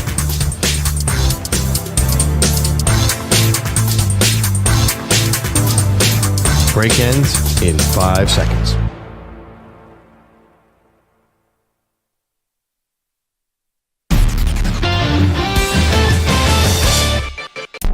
No power in our control room whatsoever, and the people that could manually send us to break are not answering the phone, so we don't know if there's a problem back there. We have engineering currently working to see if there is a breaker issue somewhere, but until they come back and tell us how to handle the issue, we literally cannot do a thing. We don't even have a button to press to go to break. Okay. Whose fault would this be, Sean, in the early estimation? Whose fault?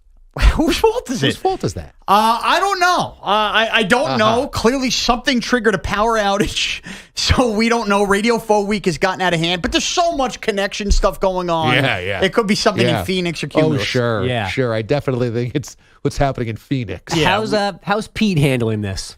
Calmly. And you know what? There's starting to be rumors wondering, did Pete throw something here? Is that he took a dive? Did Pete take a dive so that there was a problem here and he could prove his worthiness to fix? I mean, that is certainly on the table right now. At the moment, on the other side of the glass, you have Pat Boyle sitting on the side waiting for engineering to do their thing. Yeah. And Pete is standing all the way in the back, overlording over everything, hands crossed, watching everything unfold. And there wasn't a good sign from engineering when they said, quote, we'll throw to something. There's nothing we can throw to. There's no button we could press. It seems like there's a problem from the top down right now. So the only thing we know is working is us talking and people hearing us. Okay. Well, here's what I'm going to suggest. We got to stretch. Oh, this is great. Pete's going, stretch, as he looks down at it and just walks out. Stretch, guys, stretch. Okay, so we're not going to go to commercial break. I can dial up like 7 hot takes right now and just go. I could also tell you the story of the Super Bowl since, 1966. But Super Bowl one. Let's go through it. But I think this is better. I want anybody to tweet in anything that they want, and I'll read the tweet and discuss it. Because at this point, we're kind of doing it just for the listeners. He's the hurt regular again? season. Wait, who is it? Durant. Thanks for listening, guys. Full-time adventure did. 4 to 6 weeks.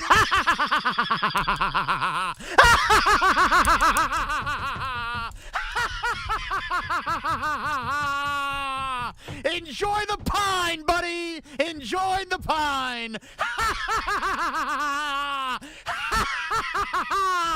Thank you for Mikal Bridges. Enjoy that pine.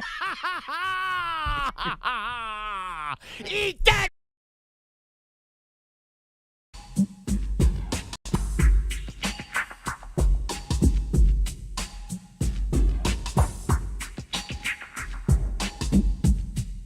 30 seconds remaining. PDB, you're a good management guy in terms of like seeing radio.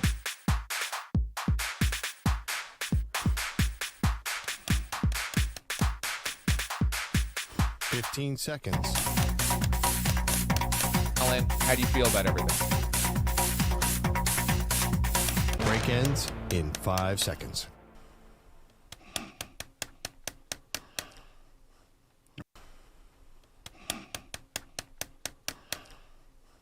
Well,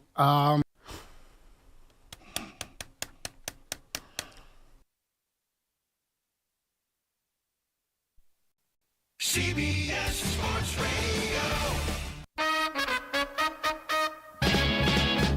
Live from CBS Radio Studios in New York City, it's the DA Show with your host, Damon Amendolara, featuring Pat Boyle and the musical sounds of the Zap Zap Orchestra. Now, ladies and gentlemen, here's DA. And happy Thursday to you, everybody. DA here on CBS Sports Radio. Stream the NFL on Westwood One for free. Sponsored by AutoZone. All season long, you can listen to every Westwood One broadcast of the NFL live on the NFL app by asking Alexa to open Westwood One Sports. Or on the Odyssey app, get in the zone, AutoZone. The free AutoZone Fix Finder service can help you find a fix for free. Get in the zone, AutoZone. Restrictions apply. It is a tumultuous couple of days here on the DA Show. The press release went out yesterday from both SiriusXM and Odyssey that I would be leaving CBS Sports Radio after tomorrow's show. So we have today's show and tomorrow's show to have a good old-fashioned reunion fiesta. And then on Monday, it's a quick turnaround. We have a new show here on CBS Sports Radio as Maggie and Perloff will take over the mornings. They have not announced what they're going to do in the afternoons yet to Maggie and Perloff's old slot, but you know, Maggie and Perloff have both been very supportive of us and our show. We've known Maggie for quite some time because she's been working in the building on other shows or down the hall. I've actually known Maggie even longer than that because I did some stuff when she was at Sports Illustrated. She did SI.com. I was a guest there. So Mags and I go back quite a ways, and I'm really happy for them. They get a great opportunity in this time slot with a built-in audience that loves to have fun. And I've gotten to know Perloff a little bit as well over the last few months since he has started. He's always been a great dude. I've known Perloff from afar just because of his relationship with the Dan Patrick Show as the Mick Lovin character there. So I'm really happy for them. They're two great people. They're rooting for me. I'm rooting for them. And no animosity whatsoever. And this was an opportunity for me that was presented to me. And it had a lot of the things that I really value. And it is not a reflection at all on what my time here has meant to me and the guys here. You know, I mentioned this off the top of the show. You can listen to my full thoughts on this as part of the opening segment. I did like 20 some odd minutes on this. So that was much more in full. I'll try to kind of keep this concise for those that have been listening since 6. But this company allowed me to do the show I wanted to do. And my vision has always been there's got to be a different way to do sports talk. I grew up as a sports fan, and I consumed Sports Center and Sports Illustrated and NFL films, and I watched games, and I collected football cards and baseball cards and watched old videos. But when I heard sports talk, it wasn't me. People in the New York area swear by WFAN and Mike and the Mad Dog and everything, and there's no doubt it's a legacy property, and everybody there has been icons. And I love that Mraz has a chance to carve out his own place there because it has meant so much to so many people, and Mike and Dog are historic. I mean, they have a 30 for 30 documentary about them. They're both in the Radio Hall of Fame. They kind of built sports talk. I listened to them, and I said, that's not who I am. I couldn't be either one of those guys. And I never wanted to do sports talk as a broadcaster. I went to Syracuse and had no passion for sports talk. None whatsoever. I was like, I'm not a yeller. I'm not like, fire this guy. I'm not going to cry over a game. That wasn't who I was. And when I got my first job, they were like, well, we need you to fill in to do some talk. We need you to fill in to do this show. Can you host here? Can you do this? And as I started to get into it, I was like, oh, wow, you know what? This actually is way better for me because I could paint with a completely empty canvas every single day. And it wasn't once a week. It wasn't, once a month. And this was before YouTube and podcasts. I got to do something every day from a completely blank slate. And for my mind, that was the most fulfilling thing ever. I got to talk about sports and create a world. CBS Sports Radio from day one, January 2nd, 2013, just was like, go do it. All right, I get to pick the music? Yeah. I get to make the open? Yeah. I get to pick the guests? Yeah. We get to talk about whatever? Yeah. And every step along the way, we were successful enough to where they never interfered. And so the gratitude I have for that, because that allowed me now to be the person and the host where SiriusXM can come to me and go, we want that. What you do, we want that. We want to put that on steroids. We want to put that with a jetpack. Without the creativity here to develop this as proof of concept, I don't get that next opportunity. So this is quite a bittersweet thing because I have such gratitude for the space I've been given here and for the guys that bought in. I mean, let's face it, not everybody would buy into this. It's chicken challenges and hot salsa and he who shall not be named and Bob's Bar and all these things that are kind of off-center, off-kilter, kind of like a bit of a fever dream every day. And the crew here bought in. Mraz bought in early, and Pete and Bogues bought in, and Kat bought in, and everybody along the way that Mraz and I worked with seemed to buy in. We didn't really have a lot of people go rogue from the reservation, from the base camp. They were like, yeah, this is funny. This is good. We like this. So that has meant the world to me, and that has allowed me to say, this is what I do. I just want to do it with jet fuel. And that's the reason why this next opportunity is so exciting for me. And for those that don't have SiriusXM, they're going to give the D-Aliens a free 3 months. And that was very important to me. I said, if you are making the stake in my listeners and my show, we have to bring them along for the ride and not ask them to pay for this. Now, the first 3 months might suck. And you might be like, you know what, DA? I'm out. And that's fine. But you got to allow that gift, that thank you, that appreciation. So that's what they're doing. And I don't view this as sad. I view this as it's hard, but it's not sad. It's hard because I love these guys. There's never been a day I have come to work and didn't want to come to work. These guys are hysterical. They care. They care about the product.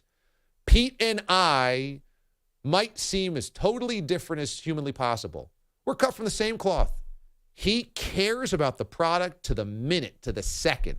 And that's exactly how I feel. Mraz and I might feel like we're in totally two different worlds.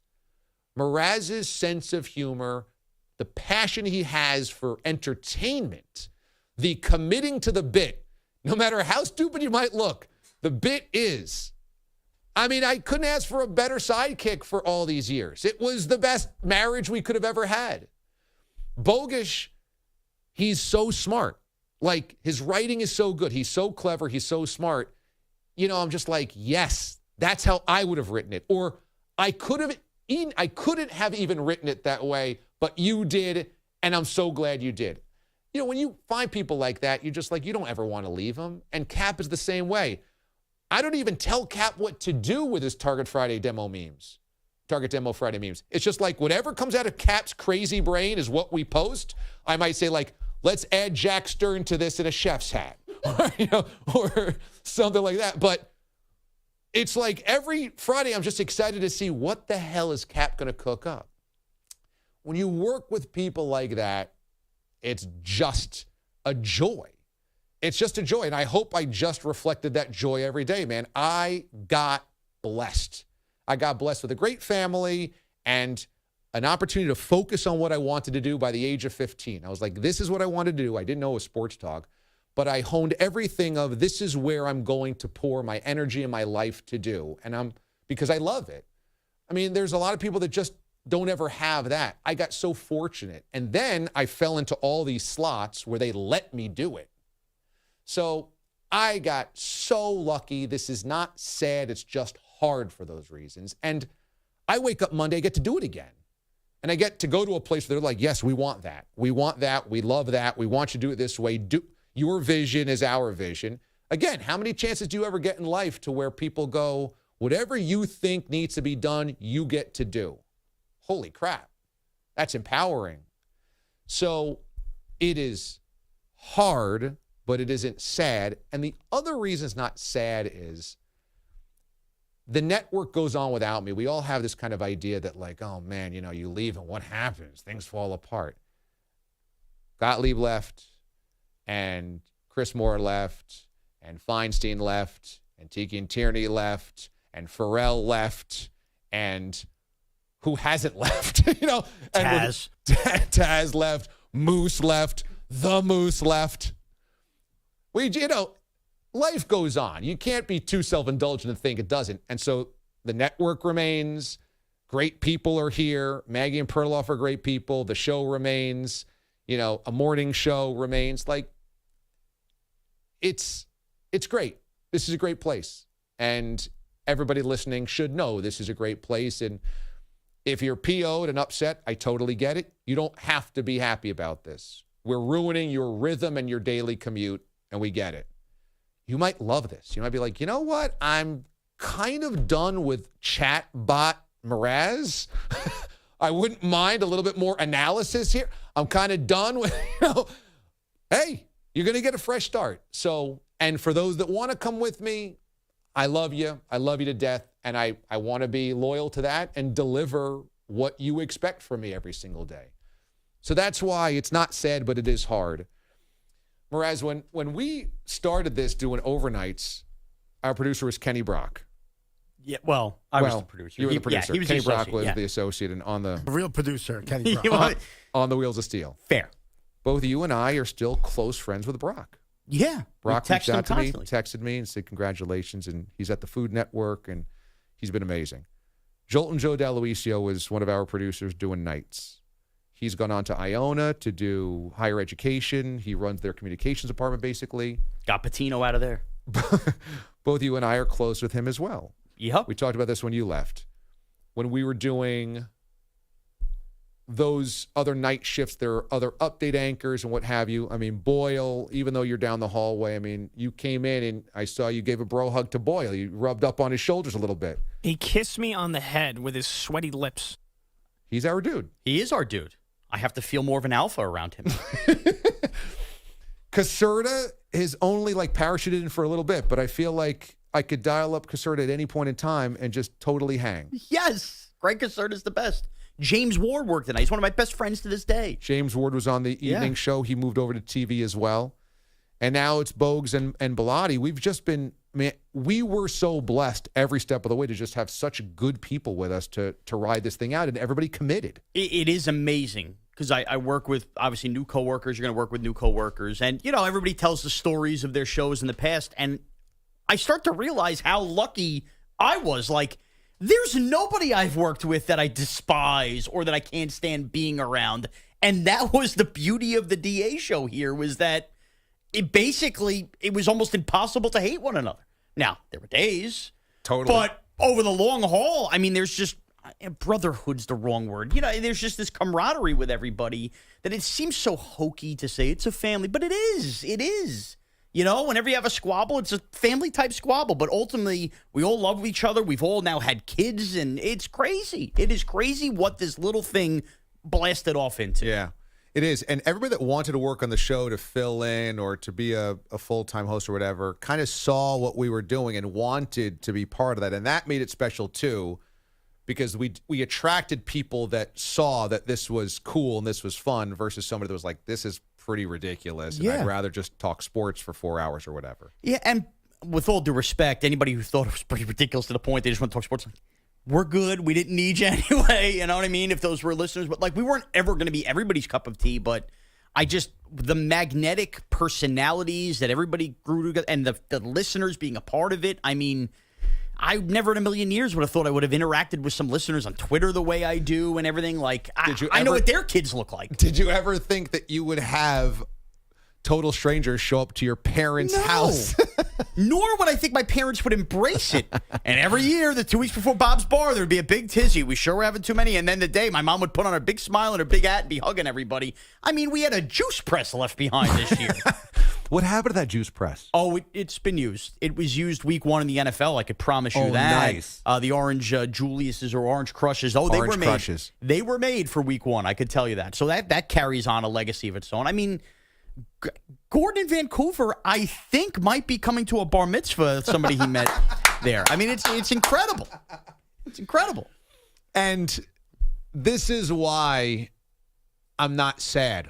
We got 11 years. We got 11. Right. We soaked 11 years out of this where they didn't stand in our way, no Right. matter what we wanted to do. I mean, we raised he who shall not be named's jersey to the rafters. And I'm sorry, the irony of years later, Perloff having a Viking jersey in here is just so perfect that only like if you know kind of deal. But yes. I mean, never said no. No, never said no. DA, you and I got to ride in Mr. Peanut's mobile. Like, they thought our show was a big deal. They contacted us. We need the DA show folks in our big nut. That's exactly what we did that morning. The nut bus. Yeah, the nut bus. Yeah. Sorry, Pete? Okay. Huh? No, okay. Yeah, I mean, we can't say nut bus? That's fine. I'm done tomorrow anyway, Yeah, Pete. exactly. What are they going to do to us? Pete's like, I'm still here. That's right. But yeah, I mean, how about Katie Linendahl is one of our good friends? Mm-hmm. I mean, she just started as the Gidget of Gadgets. She's funny. Let's always have her on the air. I text with her once a week. Yeah. I mean, a guest on the show. I mean, just Jared Greenberg. I mean, it's unbelievable. Notice I'm naming all the guests that actually said yes when I reached out to them, but still. Truly is unreal. Well, the only ones you called. Yeah. By the way, I don't miss that. Not having to lift a finger on booking a guest. That's got to be the biggest release of stress. Now it's an acceptance when I walk in. It's like, no guest book, though. That's not your job. That's big relief. Big time relief. As if you did lift a finger. like you had this big Rolodex. Or he was stressed by not booking guests. You seem fine every morning. My saying was always, if they said yes and they don't answer the phone, I did my job. That's on them to answer from there. Who wants to come on? A chef that makes biscuits? Yeah. Go put him right on. I mean, Put him there on was a Thursday. time, with all due respect to Mike Golick Jr., we thought we booked the real adult Mike Golick. We booked dad. The dad. And the son popped on and DA raised his eyes and said, did you know you booked Junior? And had to change on the fly for an interview. Yes, I did. Longtime host of Mike and Mike. He also played for 6 years in the NFL. Mike Golick Jr. joins us. Wait a second. And Pete, how many times would that hotline ring with a guest where I had the wrong day and time? The last week. I'm sorry, I think you got that email wrong. That last week, I think you had it on. Yeah, exactly. So good. Folks, how you feeling? I'm okay. Much like with Sean, it's going to hit me more when it's actually not around anymore. But the last, what was it, 10:30 yesterday when all the announcements went out? It's been overwhelming on social media, hearing from everybody who's, heartbroken, sad, angry, whatever. I don't know what else to say because this is an amazing 11 years, and for you guys, and 6 for me and Pete, and it's something that isn't supposed to happen in this business. And I hope that everybody does stay connected, even if they're not the audience anymore, that everybody stays part of the family. No doubt. Yeah, I second that. Guys, I think one of my favorite things that we do every single year is the 12 DAs of Christmas. And I think it's time to really dig into the number ones all time. These are the greatest moments of the 11 years here on CBS Sports Radio. We have to go into the crate and really make a decision here. What is the greatest number one ever? We begin the breakdown next. DA, CBS Sports Radio. I think every place on earth should be for babies, top to bottom, but it's not my fault. You're in a 5-minute break.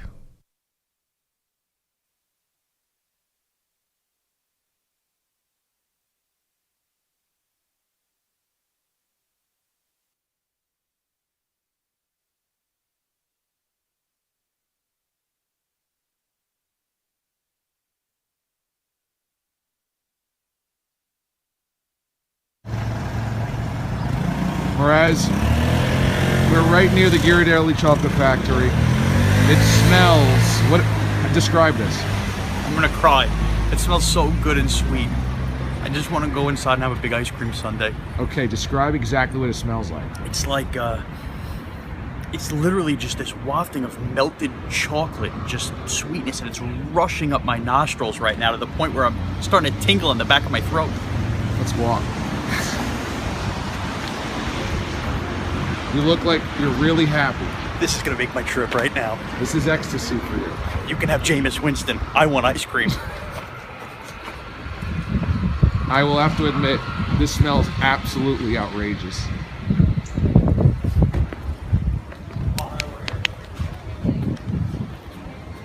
Look at that guy hustling. Hustling right there.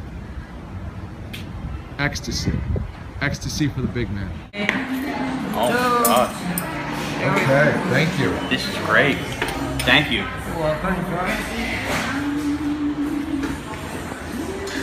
This is an amazing accomplishment at 10:45 local time.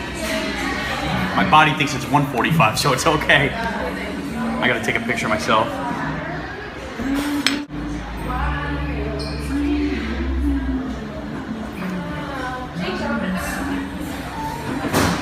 Oh my God, the hot fudge, dude.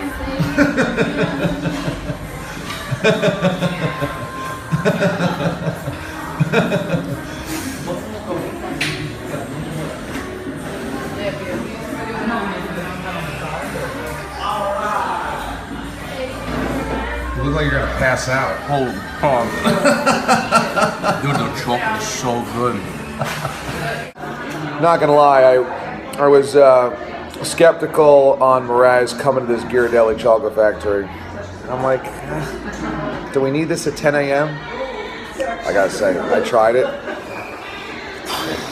That's an amazing, that is an amazing piece of ice cream Americana. Mraz right now is honestly kind of crying. I really am. I'm not joking. This is the happiest day of my life. I mean, it's something, man. It's not even 11 a.m. Give me a little tour here. What are we looking at? Well, this is where the magic happens for the chocolate, as you can see. It's a lot of churning in here. They're churning the chocolate, and this is not for show. This is real chocolate being churned out, pumped through. I feel like you could just like dive in there and go swimming and you'd be the happiest man on earth. It's like the fat kid in Willy Wonka.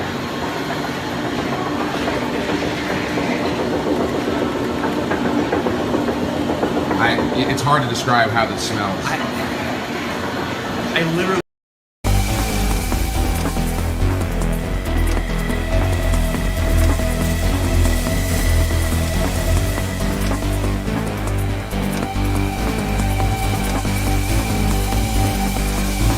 Minute remaining. And moved around this offseason. DK Metcalf, what do we do with him in Seattle? Because either Geno Smith or Drew Lock is throwing him the football. Well, we all need to pray to the fantasy football gods that Geno Smith actually is the quarterback. But that's like the first step. Like when Geno came in for replacements of Russ after the finger injury, DK was still open. And moved around this offseason. DK Metcalf, what do we do with him in Seattle? Because either Geno Smith or Drew Lock is throwing him the football. Well, we all need to pray to the fantasy football gods that Geno Smith actually is the quarterback. 15 seconds. But that's like the first step. Like when Geno came in for replacements of Russ after the finger injury, DK was still.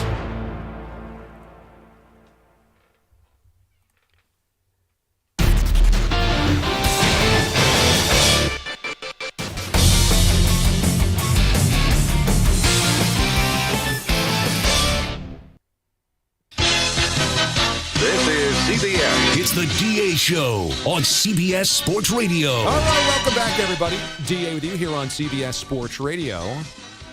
We are looking inside, under the hood of the mothership's last 11 years here on CBS Sports Radio, and we are going to try to come to a conclusion. What is the greatest moment in show history? Before we get there, though, we've got headlines with Peter Schwartz. All right, DA, will start in Atlanta, where the Braves beat the Cubs 6-5 in 10 innings. Ronald Acuna Jr. became the first player in Major League history to hit 40 homers and steal 70 bases in one season. Manager Brian Snitker all smiles about it. I thought it was great the way he picked the bag up and show. I think the fans had to love that. And we all did. I know it was really, because it's a special in the moment. And he might be the only human that can break his own records. Ozzie Albies, the walk-off RBI single in the 10th. He was amazed with Acuna's record-breaking night. You know, he's the real MVP, and he did what he always, his dream was to do. He always talked about it, and he always wanted to do it. So I'm really happy and excited that he did it, and here at home with a big crowd. With the win, the Braves lock up the number 1 seed in the National League playoffs. With the loss, the Cubs now tie with the Marlins at 82-76 for the last National League wild card spot. The Marlins splitting a doubleheader with the Mets. Orioles beat the Nationals 5-1, magic number to clinch the American League East down to 1 for the Birds. Manager Brandon Hyde's team can wrap up the division title with the win at home tonight against the Red Sox. We're facing Chris Sale. It's not an easy task, and Red Sox always play us tough, so we're expecting Chris to pitch the his start of the year. Obviously, he's going to be a really competitive start, and it's kind of in our own hands right now, and so that's a lot of fun. Rays are off. First pitch, Red Sox Orioles tonight at 6:35 Eastern Time. That of Colorado. Lawrence checks second base, comes home. In front, he hits a high drive to right field. Way back it goes. It is gone.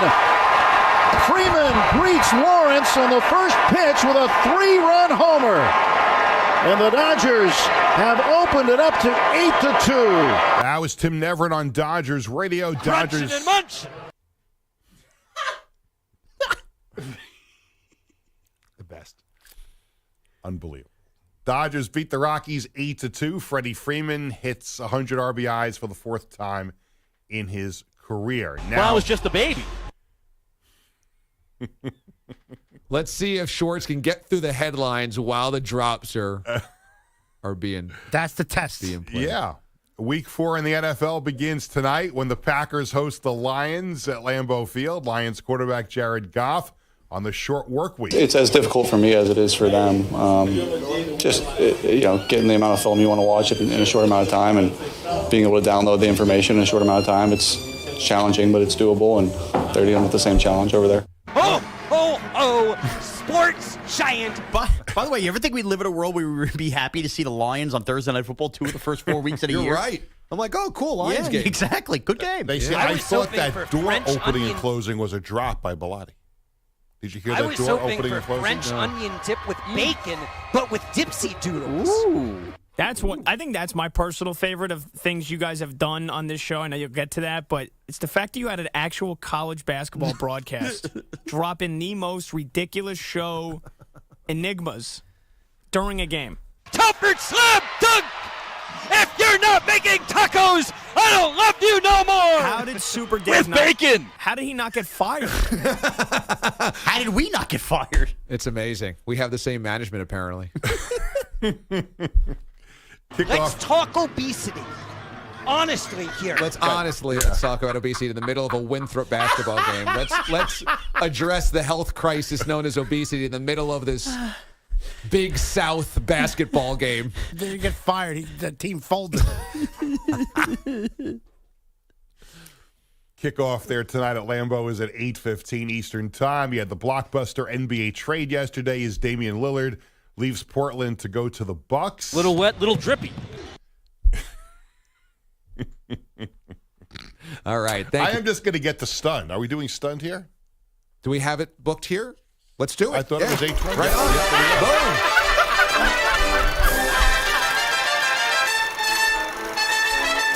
It doesn't take much to surprise this bouncing baby boy. This is honestly the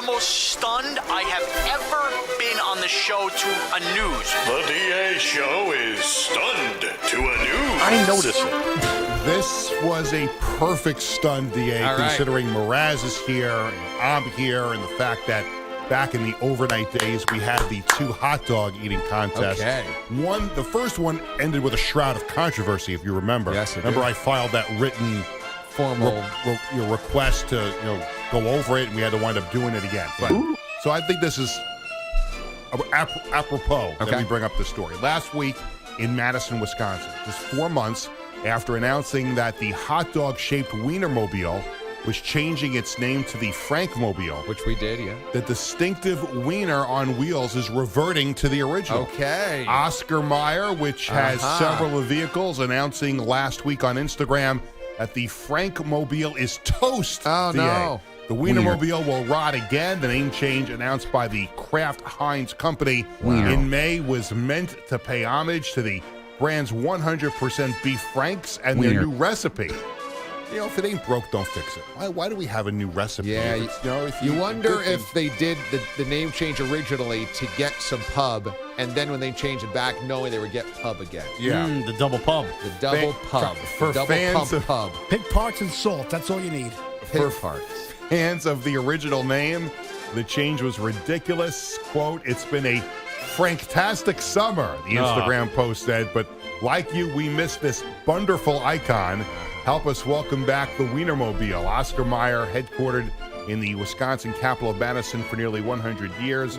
And the Wienermobile was first created in 1936 and has gone through several iterations since then, but all is good in the world. Now the Wienermobile has made its return. Excellent. I remember reading about that not long ago. We didn't talk about that at the show. What's the best hot dog, Mraz? Hebrew National. Hebrew National. Sabrett and Nathan's are like 2A and B. But I go to the store. I'm sorry, I'm a Hebrew National guy. You throw that on the grill, or You don't have to apologize. I love a Hebrew National Frank. Apologize, damn it. Mazel tov. Mazel tov. Yes. We got to give credit to Black Bear. They're a King Cullen special. They're actually very good. They're kind of similar to Sabrett. Look, I come from supermarket lineages to tell you Black Bear's a ShopRite special. Whatever. I had to step Who in. cares? It's good. I'm sorry. My supermarket knowledge comes in. I like Sabrett. Okay, you're a Sabrett. Brett's good. Yeah. All right, right on. Well, thank you, Schwartz. You like Sabrett right on. All right, thank you, Schwartz. Let me be fat. Well, we have business to attend to here. We've got all of the 12 DAs from 11 years lined up, and we have the number ones ready to go as well. Guys, let's start going through the old number ones of the 12. What? You like Sabrett right on. Okay. Look, sometimes you got to keep moving the chains, okay? And Pete's updates don't always lend itself to moving the chains. That, by the way, I've heard DA sit through a million updates. That was the least interested I've ever heard him sit through one. Like, oh my goodness. Is he gone? He can't hear us, right? Yeah. Well, he's listening to the fan now in the other studio. Exactly. Begging for That tickets. should be the last time Schwartz appears on the show. That was perfect Schwartz to go out, a meandering update, not knowing how to handle Pete's drops and interruptions, and then redoing a stunned that we did last week. That's right. That was all you the did it Schwartz last week? We sure experience in did. one update. And me and Bogues couldn't even stop the train because it was like, let's just keep the chains moving. I was taking Timmy to school, and I knew you did that last week. I didn't even hear it. And he asked me, he goes, did somebody do about a Wienermobile? And I was like, I don't think so. That's when we said nut bus for the first time. Yeah, that was said nut bus. That's Pat taking my role and reeling him in. Look at that. The rope-a-dope begets the rope-a-dope begets the rope-a-dope. Yes. Pat is now officially a Jedi. He's learned the ways of the Jedi. No, no one did that. I don't ever remember hearing that story. Just like when we heard in the Year of the Buffoon yesterday, Mraz going, he had some idea, and we were like, that's the stupidest idea ever. And Bogues goes, you shouldn't have said that on the air. And Mraz goes, but Pete told me to. Say it on the air. Let's count down the number ones of all time. Let's go back to year number one, overnight, 2013. Mraz will remember this very well. I feel like this was the first benchmark moment of the DA show. Number one of the 12 DAs of Christmas that year was the meandering Painkiller Pat. Pat's first up in Arizona. He's been hanging on. What's up, Pat? Hey, Damon. What's up? Hey, I'd like to ask you one question about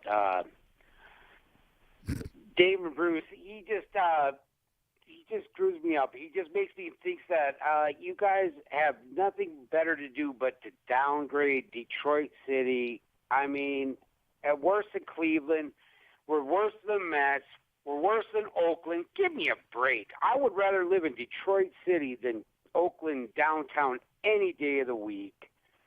Yes, Brandon Knight was embarrassed, but he was just doing a switch off on his player didn't get it back in time. And, calling that the best dunk in the century, come on, that's a little bit embarrassing toward Detroit. We're just trying to compete. And Pat, you got to hang on, man, because you are all over the place. I'm having such a tough time understanding what you're talking about. Now, you're calling from Arizona or Detroit? Well, I'm going from Arizona, but I'm just tired of Detroit getting such a bad rap. You guys have nothing better to do than just to downgrade Detroit. No, I got that. I got that the first time. How are we downgrading Detroit? Saying that Brandon Knight, that was like one of the worst dunks ever on a player. That might have not been the worst dunk on someone that week. Pat, God, get a pair. Pat, this has nothing to do about Detroit. Did you see the dunk? Did I see the dunk? Yeah. Okay. I thought it was a normal push-over dunk. Big deal. Well, you're wrong on that because it wasn't a normal push-over dunk. Totally wrong, David. But look, listen, Pat, with all due respect, man, I've had you on the phone now here for like 8 minutes. I got to go to break, but I got to tell you, you got to be safe, brother. You cannot mix drinking with pain pills anymore. You're ranting. I'm just trying to get this off my chest. I know you're ranting. You're angry. Just please. You got to be safe, brother. You got to get this back on track because you are a. What did you do to my sports, brother? You killed my sport. There is no competitive. There's nothing anymore. I got it, Pat. The most. You got to rein it in, brother. You got to rein it in because you are coming off as a complete psychopath. I can't even watch a sporting event without being fixed. Okay, Who all right. can watch sports like that? Okay. But listen, Pat, you're nutso. You're off the wagon. You're off the reservation. You're drunk. I'm not off the reservation. You are something is crazy. On it. It's just I decided right now, right here, that I give it a chance to give you guys a little taste of your own medicine. No, I appreciate that. Look, Pat, I appreciate you calling in, but you got to rein it. You got to go to bed, brother. All right? Thank you, brother. Okay. You have a great show, Damon. I mean, that's 3 minutes of a 13.5-minute phone call. Yeah, I mean, and we just don't have the time, but that doesn't even do it justice, some of the things that he said. In fact, for 3 years that would follow that, around the 4th of July, we would play that to American Patriot music. The full thing, we would kill a segment just to revisit Painkiller Pat. And years later, that call seems normal because I don't even think in year one we realized how crazy and wild the show was going to get. But that was our first taste of, like, what is going on with our listeners? This is where this drop came from. How many beers ago? Probably 1,000. And I remember we were 6 minutes in. And it was like, let's keep them on this phone line. 8 minutes in, 10 minutes. At some point, you're like, we really have to break. We have to go to a break. This has now been 13 minutes. But I just wanted to hear how far he would go. He claimed that sports were all fixed, that we were all against Detroit. Yep. He then started citing biblical passages. Yep. There was a lot. He admitted to not having a job. Didn't have a job. He admitted that how many beers had he been drinking? About 1,000. As you could tell. That's an all-time line. And he was like the first with a nickname. You know what I mean? We had Hurricane Jen later that would fall. I mean, even Moist Pork. But you know what I mean? Like Twitch. Jack Stern. Twitch at its core is all nicknames, but we used to give callers and listeners nicknames. He was the first to get a Painkiller Pat. Yeah. And I forget what time of the year that was, but that was within the first 3 or 4 months. I think it was at the end of the NBA season. Well, it was the NBA season because that was an Andre Drummond over Brandon Knight, right? And it's a vicious dunk even to this day, 11 years later. Right. So let's say March, April, that happened. Oh, actually, I know it was March. I've stared at the 3- whatever for years in the folder. It was definitely March. March, so within 3 months. That was our first, whoa, this is crazy, and the listeners are crazy, and we're just going to keep mining that. So that was the first. Should we take a break here and come back with more, or should we play another one? I think you could do one more from 2015, the Chicken Challenge. 2015, this is now... CC1? This is, is this February Chicken 19th. Challenge 1? I think that. It is, so. because we had Wienership year Right. 1, Wienership year 2, and then Chicken Challenge year 3. There was a nugget one and a wing one. We'll listen for which one this is. Okay, so this is the number one moment of 2015. I wore the black suit because I'm at a funeral. It's either the end of the dictator's reign, it's the death of his aura, of his career, really, or it's the end of those two young guys chirping and barking, and we crown the champ again. So either way, there's going to be a death in the family. A fun fact, though, Ward is actually the oldest of our three competitors at 31. Is that right? And Moralia at 28. Mraz actually technically the youngest at 27, but the experience there. And we see Mraz getting towards the end of his first plate. Let's see how quickly he transitions into the second. And for the folks at home, the first plate and second plate are 20. Right. The money plate, so to say, is the final 10. Correct. So right now, Mraz is 17 nuggets down. 17 down. Looks like Moralia is at about 15 down. He's going to the ranch, is Steve-O. And it looks like James Ward is about 14 down. Looks like he's got 6 left in the first place. So Mraz is through the first plate earliest. Both of them seem, all three of them, I should say, seem pretty calm. Oh, and Mraz, a little bit of a flaunt that could be time costly, putting up the plate as almost a showmanship endeavor, but he's on to the second. And if you'll notice here, this is very interesting, Jacob. Mraz is now going 2 nuggets at a time. Oh, boy. He's using the 2 nuggets almost as buns, okay? So he's eating, they're stacking on top of one another. He's dipping and then pushing them into his big old gullet. 2 at a time. And Mraz again taunting. He has never been a good winner. He's never been a good competitor. And double nuggeting. This is amazing once again. And Mraz is jumping around. He's feeling really You good. better be careful. I'll tell you. You saw North Carolina last night. This could be Mraz if he's not careful. This is going to be it. Oh, boy. History in the making. A legacy cemented. Sean Mraz is your Chicken Challenge 2015. Oh, 2 are still there in the bandana. He faked us all out. He hid 2 nuggets in the bandana, went down on both knees, then pulled out the 2 nuggets, kind of like 3 goggles. This is amazing. What a performance by Mraz. He has thrown them down in disgust almost, wanting more of a challenge into the ketchup here, Jacob. Borderline illegal in faking us out, but now he can take his grand old time. Sean Mraz. Critics will be silenced. Your 2015... Let's wait for it. Oh, he was going into the Moralia plate as we get the ceremonial burp. Whoa. Whoa. Can we get Mraz in for the postgame, or does he still want to eat? Mraz, at this point, is looking at the other 2 and laughing. He is shaking his head and laughing. He looks like Butterbean after a butterball turkey and then another ham sandwich. He is happy. He is gluttonous. He is pounding his chest like a chimpanzee, like an animal at the zoo with both empty boxes of the nuggets. He talked about wearing the tie symbolically for the funeral. This is a funeral for Mraz's competitors tonight, DA. That's great. That is Chicken Challenge 1 or 2? I believe that's 1 because 2 I ended up losing to Shayna in the Gotham City Cheerleaders and wings, right? That was my last ever win in an eating competition here at 27 years old. Here I am at 36. We did, for the 4th of July, our own hot dog eating competition called the Wienership Challenge. And you won year number 1. Yes. Against people inside the show. Schwartz. Kenny Brock, right. Then year number 2 is when we brought in Badlands Booker, I believe. Yeah, there was actually hype that I could compete with a real competitive eater, and that was the first time we had Badlands, and he destroyed me. And I was so grossed out watching him eat. And in year 3, we did a relay team of, can all of us together beat Badlands? We couldn't. Nope. And then we got down the realm of, well, let's try chicken. And, what I learned there is chicken nuggets go down easier than hot dogs. And you were crushing chicken nuggets. We had thought you had finished your plate. You were wearing the Giants Zubaz bandana. Right. You had hid 2 on your forehead under there. Yep. You had finished the plate. It was 50 chicken nuggets.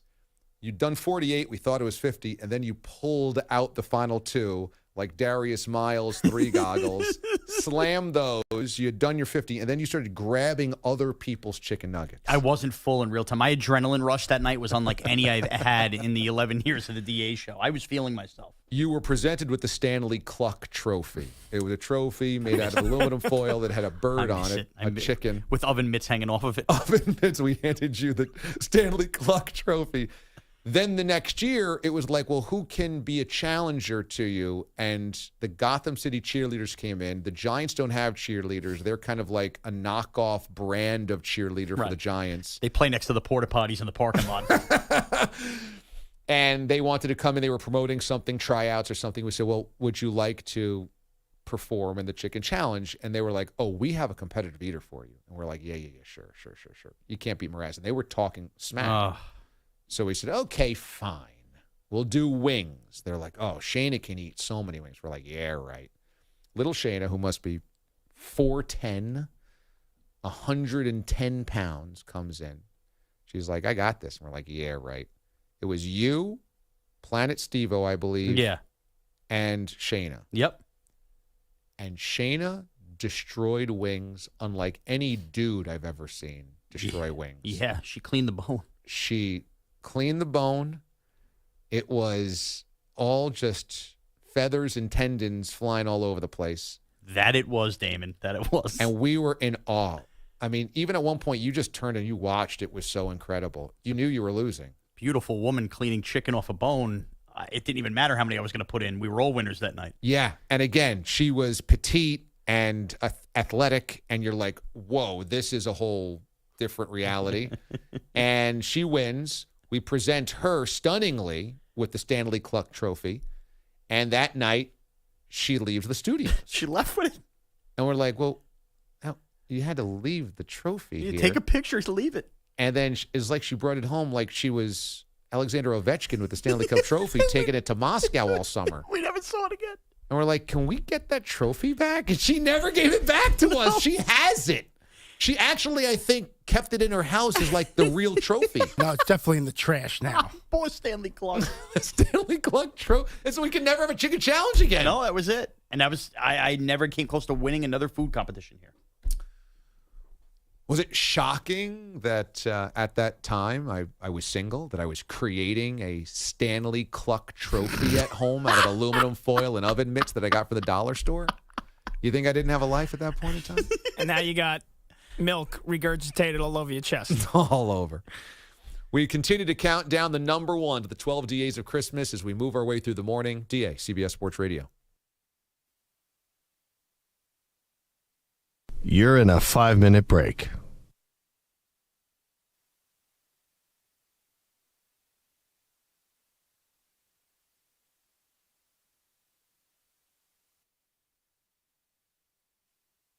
Shep is here, executive producer of the JR Sport Brief Show. Shep, so good to see you. DA, great to be here. I very quickly, I just want to say, he is now everybody here, thank you so much for coming out and supporting us. I know it is so early. You support DA Show, you support CBS Sports Radio. As a matter of fact, Mr. and Ms. Rash, thank you so much for having us. I know this took a lot of effort, a lot of thought, and a lot of will.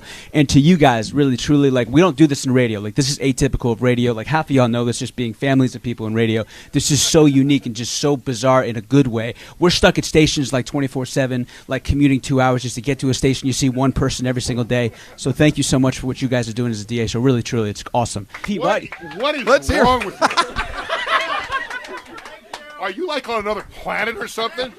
You know, Pete, I try to speak candidly and openly. We're giving the nicest person, you know what? You booed louder than anybody here, the nicest person at CBS Sports Radio. This man's our future boss. You better be smart. Who do you think I'm looking at right now? Connor Green. Are you booed him louder than anybody? I booed you. Okay.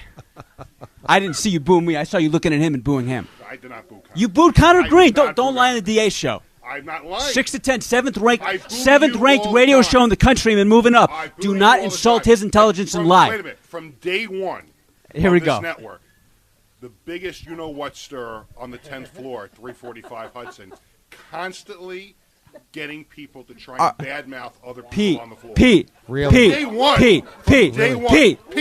No. Overnights, come in the newsroom. No. Pete. Yeah. Who do you think is the best host at this network? Huh. Wow, on the spot. So you say DA. You still complaining about Pete? So you he's see going it? to Yeah. go to Pharrell Uh-huh. and say, Pete doesn't think you're the best host. But this is what he does. What do you think of our boss? You think they run this place well? I never said that. From day one, constantly, come to me and ask me these questions. This is trying not- to get me in trouble. Why don't you complain about another host or a blue check I mark? have nothing to complain. I have nothing to complain about. I have nothing but respect for you, but I think you're being a little unfair because I never said that. You're just putting words in my mouth. You're trying to make something that make me look bad. I'm not. That is you. I've asked you one time. Day one. I've asked you one time who you think the best host is. I have a right to do that. I was a young up and coming guy. I'm trying to emulate and model myself after hosts Yeah, like but DA. then I where can't are ask you that question. turning around and bringing that information to? Nowhere. No, baloney. Mark Chernoff wanted nothing to do with me. All right. How's everybody enjoying Bob's Bar today? Huh?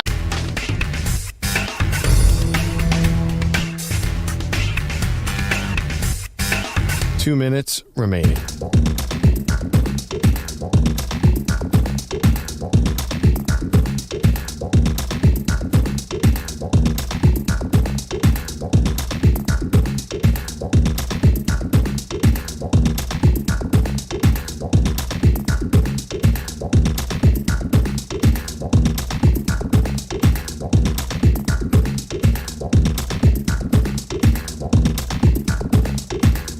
One minute, 30 seconds remaining.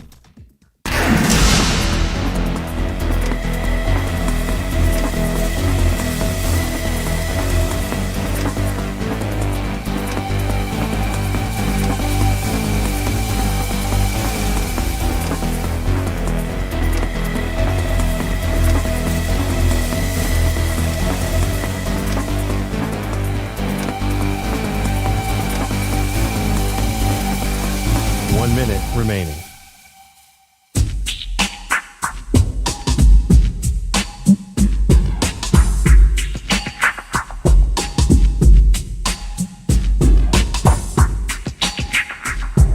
Forty-five seconds remaining.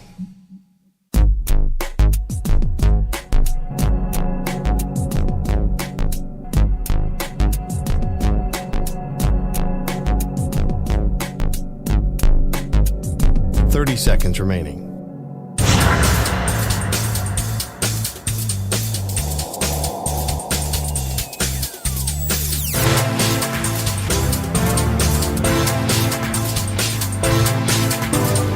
Seconds.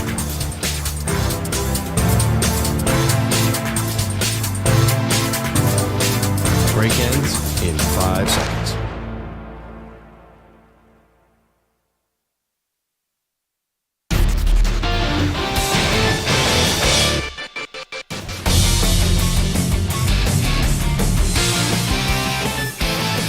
This year like last year, the best is right here on CBS.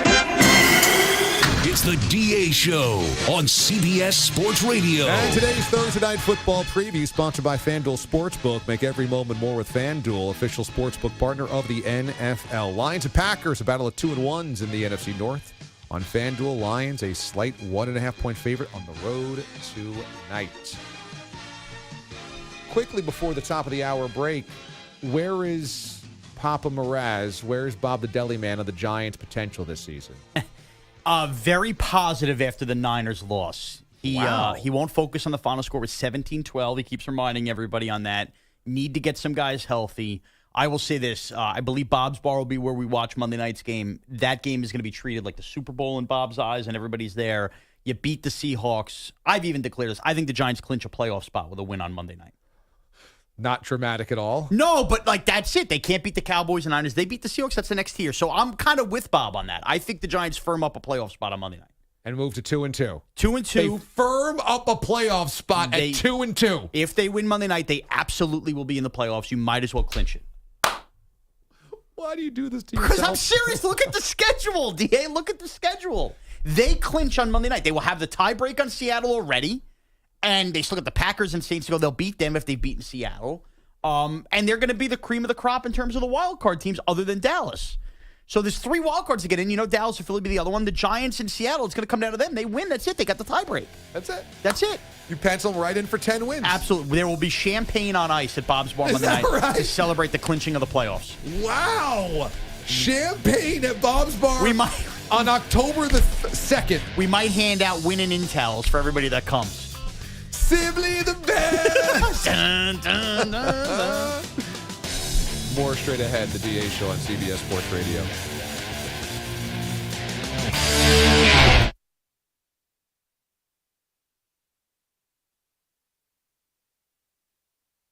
You're in a 5-minute break.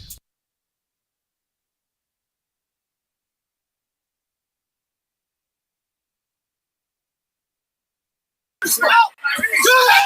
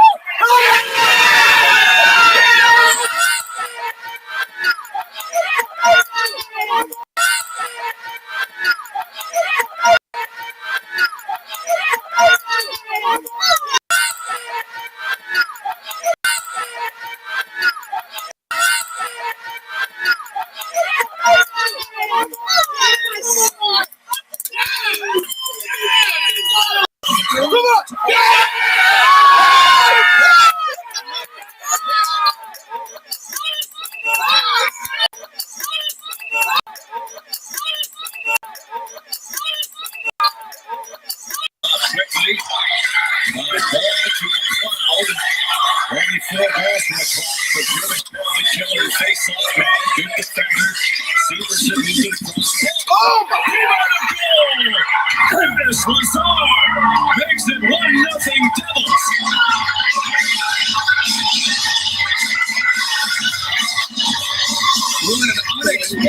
It is very hard to go to a job every day that you love. And for 10 years, I love this because of DA. It was like working with your best friend. So I'm going to miss him. I'm going to miss Pete. I'm going to miss Bogish. I'm going to miss Cap. And I hope the next 3 weeks are a hell of a ride. But whatever the next phases of my career in this afternoon position locally, whatever falling forward jokes and rise I've had in my career is impossible without DA. So, I mean, honestly, I don't even know how to look him in the eye right now. Because this part of it sucks. But, you know, that's what it is. So, the show will go on. The show will thrive without me.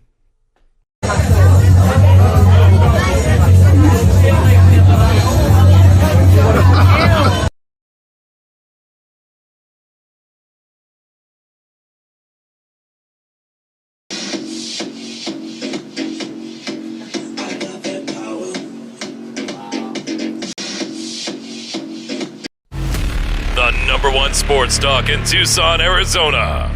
Chewing the fat and giving hot takes over hotcakes. Jacksonville. Was that named after Michael Jackson? From their first breakfast to their second breakfast. Weekday mornings. Big Baby. And the Landfill. You're like the fanatic taking a number 2 on Mike Schmidt's chest. 4 hours of mega sports poundage. I just wet my pants.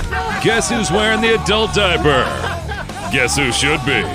I laughed too hard up and friction down, and luckily it wasn't, mega poundage. Have fun with your morning show. Broadcasting live in the metropolis of Tucson, Arizona. Big Baby and the Landfill. This is my life. This is my sad, sad life. Good morning, DA. How are you? Damon Amendolara. How are you? Thanks for having me on, buddy. These are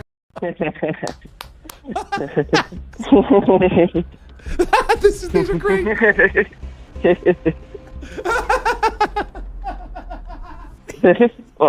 Oh yes. Right here.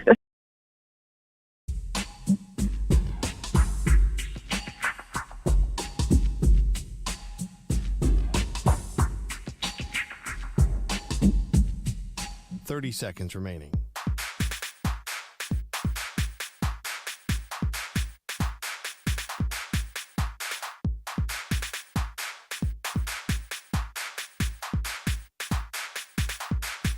$15 seconds.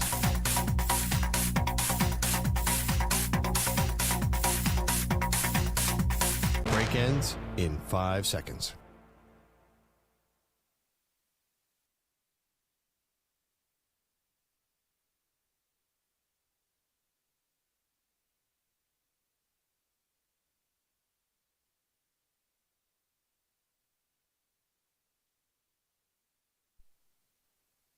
CBS Sports Radio. Live from CBS Radio Studios in New York City, it's the DA Show with your host, Damon Amendolara, featuring Pat Boyle and the musical sounds of the Zap Zap Orchestra. Now, ladies and gentlemen, here's All right, and a happy Thursday morning to you, everybody. Thanks so much for joining us. We appreciate you dropping on by. As we've been talking about since the beginning of the show, these are my final 2 shows here at CBS Sports Radio. I'll be leaving for Monday morning to begin at Sirius XM's Mad Dog channel, beginning the morning show over there, carrying the DA Show brand. Unfortunately, not carrying my DA Show guys here, so that's what's kind of tough about all of this. It's not sad because I'm super excited and thrilled about the new opportunity, but just tough, man. Tough to leave these guys behind because I love them so much. But it also means I feel better about the listeners because they have then 2 really great options. If you'd like to come with me over to Sirius for Monday morning and beyond, I'd love to bring you with us for the ride. They are offering for the D-Aliens 3 free months. I wanted to get that in writing from them, and they said, yes, we will commit to the listeners, which is what made this an alluring option for me because I love it. That I wake up every day and work with these guys. And I love the show. I love these 4 hours every single day. But they did a Godfather offer. They basically said, what's it going to take? And one of the biggest things was we need to honor the listeners, even more than ever. And they said, what do you need? And I checked off a few things. They said, we can get this done. And so one of the things was, I said, the aliens aren't paying to come over there. We got to prove it first. And then if we prove it and they like it, fine. They said, okay, 3 free months, DA code, you got it. Beautiful. But, it's hard, obviously, to leave what we've built here for the last 11 years. And so we're taking today and tomorrow to just kind of reminisce and have some fun and have a good old-fashioned farewell party. And it's been a fun first 3 hours already. Boyle is in the EP chair today. If you thought this dragged out already, well, now there's a whole news show that they've got to hire this role for. So it might be another month and a half. I don't know. No, Maggie and Perloff are taking over on Monday for this show permanently. They're going to find eventually a replacement for the afternoons where they are vacating. But if you love Pat Boyle, I'm sure he's going to be in the mix for this spot for the new show. And if you want to stay with CBS Sports Radio and hear Bogish's updates and Pete's drops and all that, and you like Maggie and Perloff, God bless. This has been a wonderful place to me, and I obviously will always be rooting for everybody here. And if you're like, no, I got CBS Sports Radio on my affiliate, and, I wake up every day and pop on that preset on my dashboard or, God bless. I am absolutely as supportive as I could ever be about everybody that is here because they meant so much to me for 11 years, man. I won the lottery. I tell my wife all the time, I'm like, I won the lottery, and I never forget it. My dad went to work every single day for 25 years of my youth, and he punched the clock, and he woke up early and came home late. I didn't see him before I went to school, and I saw him at night when dinner was finally on the table. He worked long hours. He slept Saturday mornings late. I'm like, Dad, get up. Come on, let's do this. Now, in retrospect, I see why Dad had to sleep Saturday mornings. It was the only time he could ever sleep. Now I understand, My grandma was a cleaning person for the Empire State Building. And she raised 4 kids, And my grandpa worked in a switch factory, and they were immigrants to this country. I mean, I won the lottery. So I have always tried to bring joy to whatever I've done to reflect that. And these 11 years have been pure joy. I mean, is everything perfect? No. Were there headaches along the way? Of course. Are there stresses and anxieties and questions and issues? Yeah. But you know what? When we flipped on the microphone, whether it was at 2 a.m. Eastern Time, 6 p.m. Eastern Time, 9 a.m. Eastern Time, or 6 a.m. Eastern Time, for those 3 or 4 hours, nothing else mattered. And it was a joy. So I want to just pay that forward to all the guys here, everybody that made this thing work. And I said this last hour, I'll say it again. I asked management, my PD, Spike Eskin, hey, how do you want me to handle this? And he said, I trust you. That means a lot. So I want to make sure we do this right on the way out. And let's just have a good time. Let's appreciate the 11 years that we got, because not a lot of shows get that. And this show particularly, there could have been an executive, a PD, upper management that was like, yeah, no. A spaceship? What are we doing here? Year of the Buffoon? What is this? You're retiring jerseys? What is going on here? You're dressing up in costumes for eating salsa bets? What exactly are we doing here? You know how much this is breaking corporate legal code to have listeners show up to a pool in your backyard? This is unsafe, everybody. We're not going to do this. And they never said a word. That says a lot about what we were able to create around here, and I love it. I love it, and I'll never have a bad thing to say. It's been freaking awesome. So we're trying to go down the list of the greatest moments of the 11 years here on CBS Sports Radio. We played 2013 Painkiller Pat, which we had to boil 13 and a half minutes down to 4 minutes. We had the Chicken Challenge, where Mraz, almost as a Harlem Globetrotter, won the 50 chicken nugget eating contest with Jacob Wilkins doing the play-by-play, who's now the longtime play-by-play voice of the Binghamton Rumble Ponies. And I think it's safe to say Binghamton doesn't give him a job without the Chicken Challenge and Wienership tapes. I mean, he made his mark. I mean, right? And he took it seriously. You heard him describing the ages in that clip of Remember everybody. He took notes of you guys? Yeah. No, he asked me, when's a good 10 minutes to sit down with you? I thought he was kidding. No, he was serious. He wanted background information, everything he could use in the broadcast. Now, that's dedicated. That's hard work. That's dedication. Yeah. So those are the first two. What's next up here, Pat Boyle? So we have 2017. I don't know if I confirmed it with Mraz or officially, but I'm going to go ahead and say that this was definitely number one in 2017. Mraz eating dog crap. Well, if not, it's certainly a worthy contender. Let's play it no matter where it ranked. I pride myself on this show being one that you can look to as a beacon of light amongst the sewer of darkness that is sports media. And that's why when Sean Mraz, executive producer of the DA show, yesterday morning tweeted this, my heart immediately sank. My stomach fell to the floor, knowing that everything that I had built on this show had crumbled with one tweet. Every piece of integrity and credibility that I had built over years upon years of labor on this show had fallen by the wayside.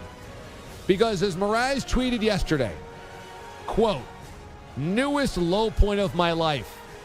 I ate what I thought was a chocolate chip off of my living room floor.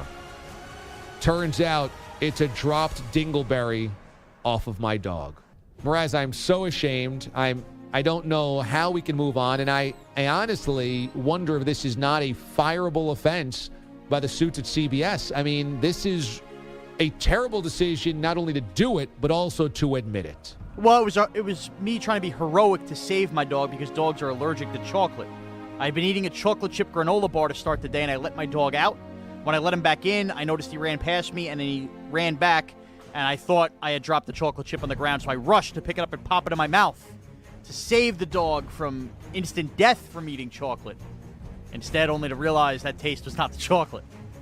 It was a long morning for me. Did you have any stomach irritation after that? No, I mouthwashed about 17 times, brushed my teeth multiple times, drank 2 bottles of water, and got on with my day. I have stomach irritation, and I've only listened to the last 60 seconds of this story. So you didn't get a stomach ache? No, I didn't. You didn't feel nauseous? No. I mean, but I've eaten more garbage than anybody can count, so anything I put in my body's never going to make a difference at this point anyway. And luckily it was small. You know what I mean? It was a chocolate chip size. So it tasted like a dog chip. Tasted like what, well, I mean, we don't know what they taste. I do know what they taste like now, and it tastes like what you'd think it would taste like. Like it was like a Dippin' Dot. Exactly. I mean, you know those granola bars, it could be loose. I thought for sure I dropped one. Oh, it was loose, all right. And which dog was this, Jay? This was Jay. By the way, my wife still has not kissed me. How could she? How could she? How could she knowing what you put in your mouth? The devil's antidote. She said she'll consider around Labor Day.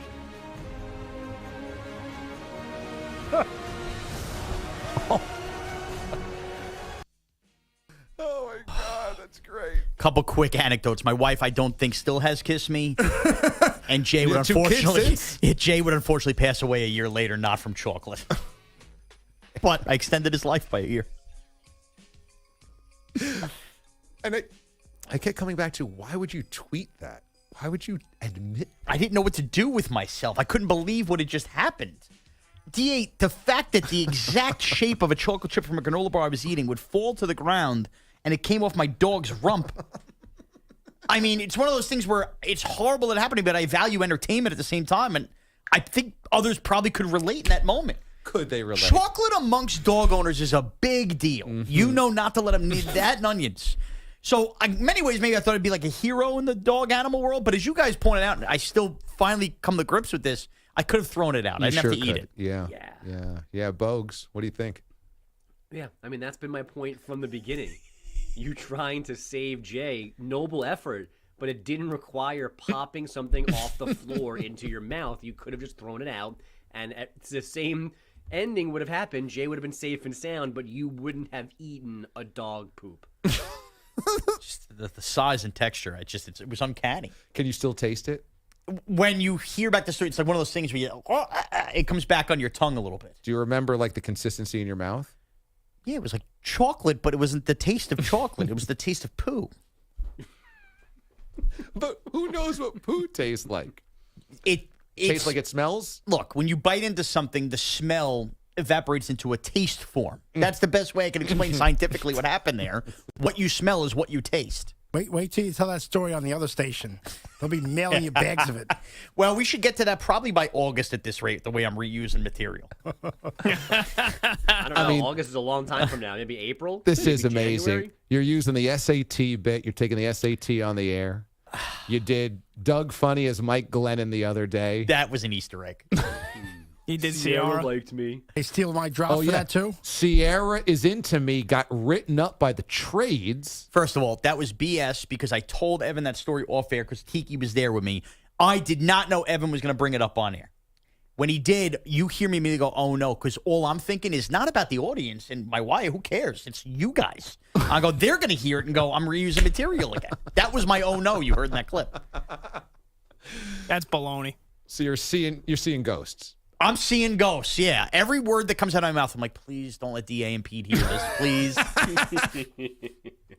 It's just, then you steal my drops. And then I hate when you do that. Oh, we're going to go to this now? Come on. Oh, well, that's been a thing. Whether you took Bilatti's drops. You do them wrong, too. I didn't. It's ridiculous. I'm going to sell somebody out here. Connor Green did. I know he did.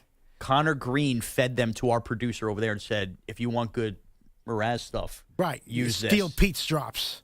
Wow. Connor Green sold us out? So I took the drops and I hit him. Is that right? Go find them now. We already got enough. So does that take Connor Green out of the producer run? Asking for a friend. Ridiculous. Is that one less person I got to worry about? Asking for an interested party. All right, next up, the next number one of the 12 DAs, this will be Torg Bellinger, right? Because this is 2018. This happened following the 2017 football season.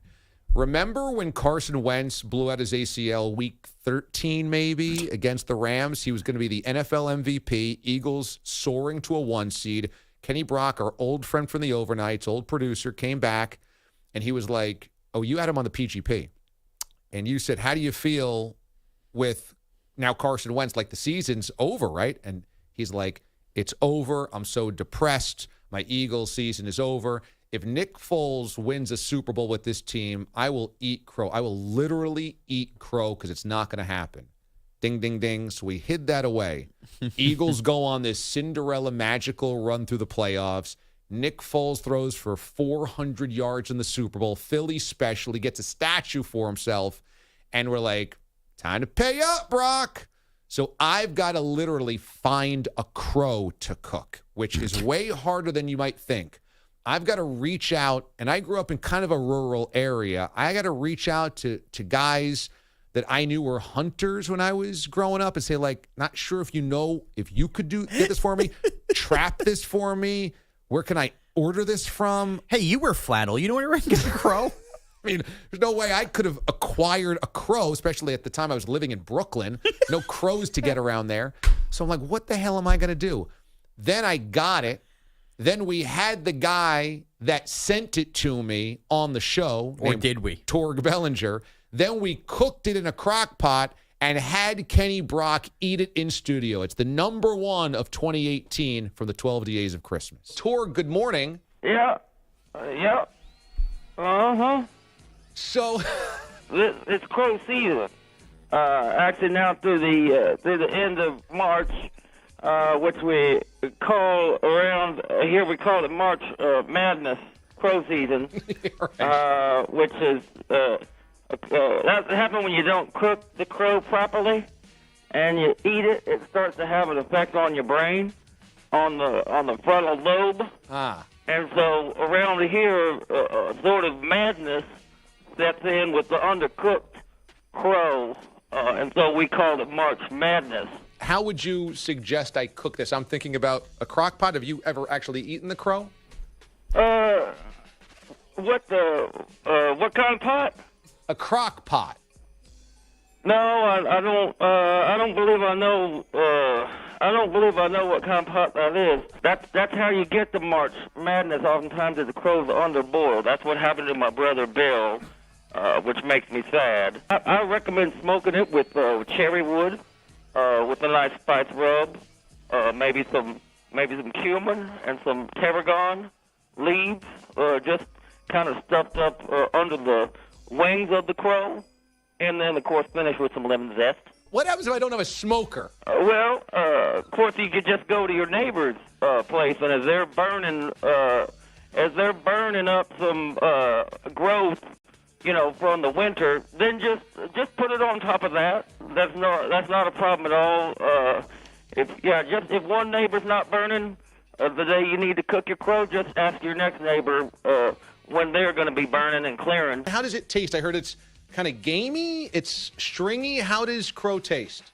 It tastes like woodcock, which is, of course, another popular thing that gets hunted this time of year. If you go out to try and go out and bag a nice bunny, but there's just too much woodcock around all the way. That's what we call when you're looking for something like a crow or a bunny, and you get in trouble with all that thicket. I know that we could help in some way. Quickly, let's go to Alex in Brooklyn. Alex, what's happening? Are you hoodwinking me right now? Was that real? You came in here and dialed them up. Was that real? How could that be fake? Here goes Brock as he's digging in. It's kind of blackened. Oh, do you need some barbecue sauce on the side? No, I'm going to go straight up. Okay, nice up. job by Brock. Okay, so here we go. He's got it on his fork. It's kind of shredded. It's kind of coming. It's kind of gray. It is kind of supposed to be gray. I don't know if this looks up to par here, but here goes nothing. It's in his mouth. Chewing it. It's fine. It's fine. It's fine. Oh, really? Yeah. I mean, it doesn't taste like anything. Like, it's just the barbecue sauce. You get a little hint of that. It's nice and tender, though. You did a good job. Oh, thank you. I was worried about it being super tough. You killed the cook game here. Okay, good. I'll go back in for a second. All right, nice. Yeah, nice job, Brock. We'll do it up here. Okay. I mean, he's eating a piece that has the foot on it. It's all dark meat, by the way. There is no white meat on this bird. No. He's going back for a second bite, chewing it. That one's a little gummier. Little gummier. A little gummier. Oh, no. That's a little toothsome, as they say. Toothsome. Very tooth. Yeah, that's good. Well done, Brock. Oh, remember how that looked? Oh, and you could see the feet. Oh. Yeah, he sent it to me. Torg Bellinger sent it to me. And it was, of course, it was plucked and it was ready to be cooked, but the feet were still on. Whoa. And so I put it in the crock pot, and remember how blackened it was? Mm-hmm. It was like a gray, like a charcoal gray. Yeah, and not blackened like the shrimp you get at Applebee's. No, that's not what we're talking about. The meat itself was like a cement gray. Yeah. Oh, it was so gross. But I'm sorry, going back, first of all, we could continue this list, and you could have fun for the next day and a half. That's the number 112 DA of Christmas. You think that's it? I think that's it because the guy was so off the wall. That being said, you could play your little game going on. Yeah. I don't believe that guy was there. Because I believe it even less today. This has always been a controversy that nobody believes, or some believe and some don't. You have been on the fence for a long time. Why are you not a believer? Because you know what? In hindsight, years later, I want Stephen Murray on the phone, okay? We find out at Bob's Bar, he may or may not have been Morgan Freeman. He has done the Big Baby and the Landfill voices. He is a listener that is unbelievably talented at impersonations. Mm-hmm. You were the one that placed the call that day to Torg Bellinger. I did. I think this might have been his original foray. It's not a bad conspiracy theory. However, this is early 2018, March 2018. That we were still, were that mornings yet? Mid-mornings, yeah. That was mid-mornings. I don't think Stephen Murray was listening back then. I didn't know Stephen Murray back then. Remember, Stephen Murray only started Morgan Freeman the year before the first Bob's Bar, or the year of the first Bob's Bar. That's only 3 years ago. But I wonder if he was listening, you did have him in the hopper, and then there was no real use for his talents until then. 2 years? Bull Dookie. I don't know. And you're right. He is really talented, but that was just so outrageous toward Bellinger, which is what makes it maybe the number one of all time. Yeah. Yeah. It's got everything. It's hard to top that. And listening back to Torg Bellinger, like, you need some cumin, some tarragon, and finish it off with a little lemon zest. At the very least, Torg Bellinger was probably in on the bit that we're idiots from city life. I mean, come on, woodcock block. Go to your next neighbor that's burning.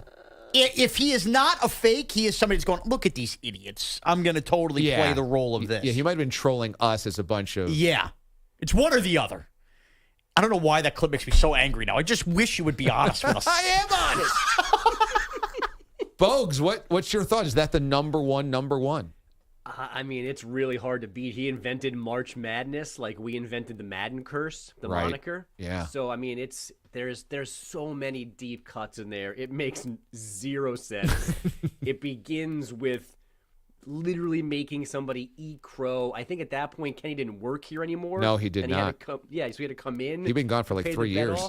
Yeah. Right. So, and I remember, as you guys already mentioned, the color of that meat was so off-putting and so seemingly inedible. I can't believe Kenny ate it and survived it. I can't believe someone put it in their house and cooked it. I can't believe DA turned to us one point and said, does anybody know where we can get crow? We said, this is your problem, pal. Not doing it. And another gift from the universe. Every time we reach out, we don't get just anybody. We get the perfect person.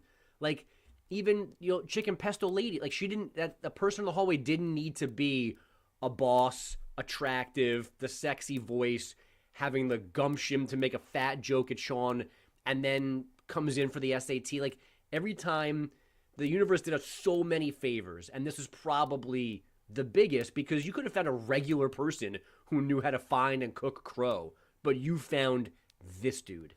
And that Nick Foles did do it. They could have lost the NFC Championship game. The Super Bowl, he drops the Philly special, or Brandon Graham doesn't sack Brady. There were so many things that had to take place. It was certainly touch and go that Nick Foles would win a Super Bowl. Great point. The Minneapolis Miracle that keeps the Saints from playing the Eagles in the NFC Championship game as well. You're right. They had to beat Case Keenum at home. Yeah, of course they were going to beat Case Keenum at home. What a butterfly. I keep staring at the Perloff jersey thinking it's Hugh Freeze's jersey. Should we take a break or go to this phone call? Break, come back with the call? Okay, very special guest. And come back on the flip side. Shep is going to join us on the phones next. DA, CBS Sports Radio. Quality sleep is the foundation of a healthy mind, body, and spirit. Sleep Number smart beds automatically respond to your movements throughout the night, adjusting to every move so that you're comfortable. Are you Going through some tough workouts? Well, the Sleep Number Smart Bed can help you get the quality sleep you need to recover faster and perform at your best by contouring to your neck, shoulders, back, and hips. The Sleep Number Smart Bed provides support and even weight distribution for more comfortable sleep. Did you know 8 out of 10 couples prefer a different mattress firmness than their partner? Sleep Number Smart Beds let you choose your ideal firmness on each side and then automatically respond to your individual movements throughout the night to keep you both sleeping comfortably. My sleep number setting is a 75. My wife's is a 60. Sleep next level. Unlock your unique potential with a smart bed that can perform as well as you do. And now save $400 on the new Sleep Number C4 smart bed, plus special financing for a limited time. Only at Sleep Number stores or sleepnumber.com/DA. See store for details. It's the DA Show, only on CBS Sports Radio.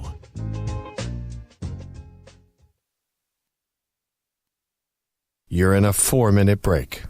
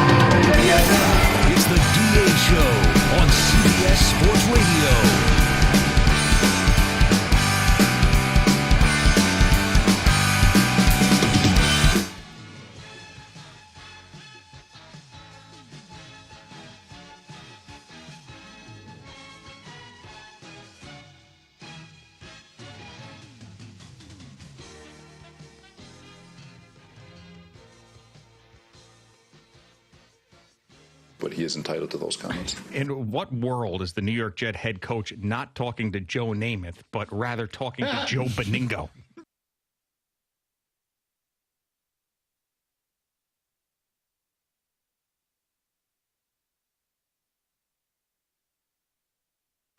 I haven't checked my emails and I haven't gone through my tweets because it's just been so overwhelming. But I appreciate it all and I will get to everything. But just know that yesterday and today has been just really, focused on trying to make sure this show is good, tomorrow's show is good, that I've got my best foot forward over there, and I will get to everything. And it's also a little hard right now, as you might imagine, just to start sifting through people that are disappointed because I hate to let people down. I don't want to be that guy. It ended up, that was the reality of this situation, but I will get to everything, I promise. Shep is next up, and he's in his Upper East Side apartment, ready to weigh in on the changes here. Shep, good morning. Yeah, good morning, my friend. I would ask how you're doing, but I think the last 3.5 hours have certainly put that into perspective. How are you, my friend? I'm okay, I'm very excited about a new project and opportunity. I'm thrilled that my new bosses really want the show that I believe in, but it's hard to leave the guys here because I love them so much. Yes, no, DA, absolutely. Well, first of all, I'm going to make this quick because I know you got a lot of people lined up. The first thing I have to put out there, it is magical to see you all together again. You have to do some kind of reunion show, if not once a year, every couple years. I feel like when I'm listening to you and watching you guys today, it's like listening to Mike and the Mad Dog. I find myself saying, man, they all left too soon. Why couldn't we get more of this? I know 10+ years is a great run, but I just want more of this. So if there's any part of Bob's Bar that can do that every year, I know Mr. Marash have been great to all of us. And DA, we're losing. CBS Sports Radio is losing our point guard. That's the thing that is most difficult about this. And he's a first ballot Hall of Famer. I know Jim Rome is one of one. But DA, I don't think I'm so crazy and ludicrous for saying this. I think there is no host that has ever had more of an impact on CBS Sports Radio than you. And I know Pete Bellotti, when Sean was leaving, he said, you and Mraz have put CBS Sports Radio on their back. And I don't mean to speak for Bellotti. I think I'm paraphrasing here. But, DA, you have put this network on your back, and you have done everything and then some, and you have brought it across the finish line and 500 yards after. And if there is any disappointment, it's because of how immensely talented you are. It's because you are one of the most talented people, not just in sports radio, but in all of entertainment, in my opinion. At the end of the day, people love you because of how entertaining you are.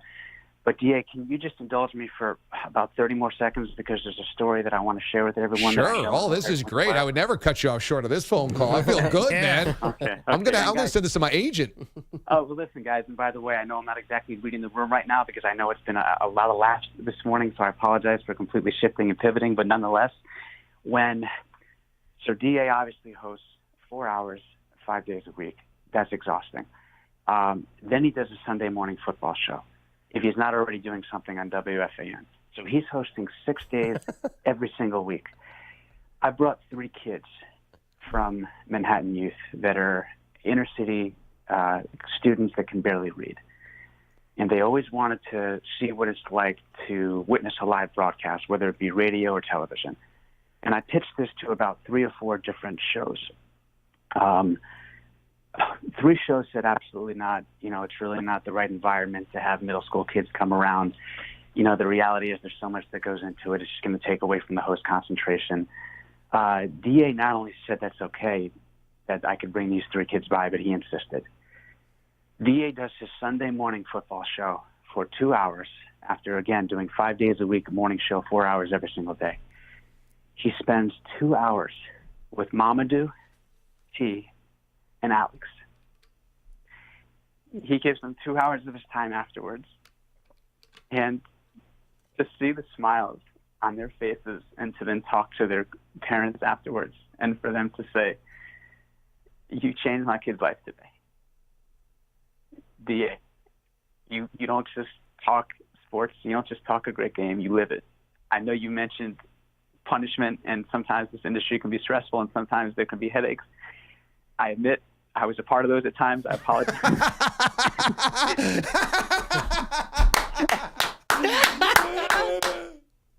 But the joy that you brought those kids and what you were able to do for their lives, they're now in high school. They're now seriously pursuing careers in journalism. You talked to them for 2 hours, DA. You changed their lives. That's what makes you a first ballot Hall of Famer. I love you. I'm going to miss you so much. You are irreplaceable. And Mad Dog Sports Radio is getting one of the best to ever do it. We're going to miss you so much. Man, I love you, DA. Man, I love you too, Shep.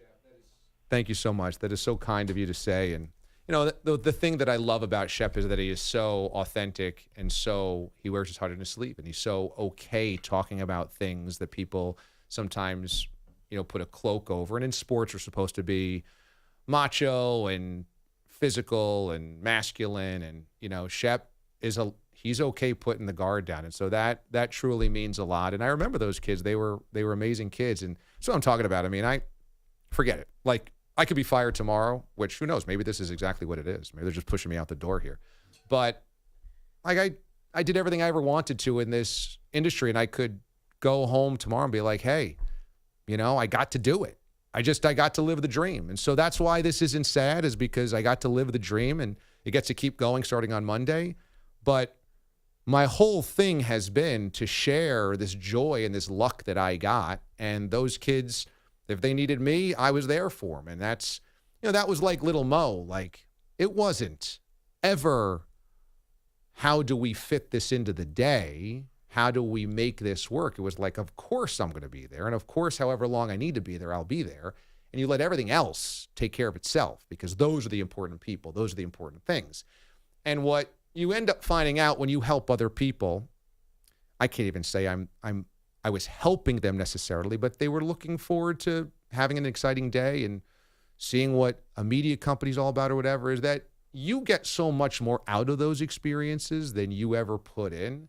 When I was in Boston, I used to, you know, serve food at Thanksgiving to homeless, because they had this great thing at the Boston Garden where they would bring in buses and buses of Boston homeless people, and we would have huge trays of food, and they would come through the line, and I would man the mashed potatoes or man the cranberry sauce, and every one of them were so thankful that they had a hot meal for Thanksgiving. And you walk out of there and you're like, I heard thank you, 150 times. What I got out of that was so much more than I could never even express what I could get out of that, because I got to experience that and to see, people that were destitute, or it was hard for them to, manifest to normal life, and they could still walk into that Boston Garden and get a piece of turkey, get a piece of, ham or whatever, and have a smile, and they could bring their kids, or they could bring their life, and it was okay. It's like, man, you know how much you learn from that? You know how much you get from that? You get so much more than what you put out. So when Shep would ask something like that, can the kids come by? Or anybody said, hey, can we bring our kids by? Can we bring our so-and-so by? Would you do this for them? Would you? It's like, of course, of course. It was never even a question. Of course, you could do all of that. And so Shep's a beautiful soul, man. I love him. And, he's what I talked about last hour. CBS Sports Radio is just attracted, like we put out a can of food and a bunch of cats came to the can of food. We just attracted beautiful people. It's just constant, this wonderful group of people. So that's what makes it hard, because I love everybody around here. But we needed one more thing out of Shep, and I thought we were close to getting it. I wanted him to thank you on behalf of the network. Which you got from Pete. Maybe I know. He was so close. I'm like, he's going to do it. He's going to thank you on behalf of CBS Sports Radio. We didn't get that. Would have been perfect. I love that Shep said, I know that I was part of the headaches that time. Yeah. That was great. Arguably the biggest board meltdown of all time in DA show history, but we'll bury that. We'll bury that football. But now we've talked about him and JR at nights are must listen. Must listen. Like, Shep is like filling in other places, including on Sirius, like in afternoons on certain stations. Yeah, you're still going to see Shep. Which is great. Yeah. But with all due respect, like Shep, many guys who have made like mistakes behind the scenes of radio could fall apart and be like, this isn't for me. Shep's persevere. I mean, I can't believe I'm saying this. It's an unbelievable story. It's unbelievable. His radio story is incredible. Yeah. He won't say die. He will never say die. He will never say die. Yeah. And that's a wonderful He's super quality. Talented. It's wonderful. Bogues What'd you think?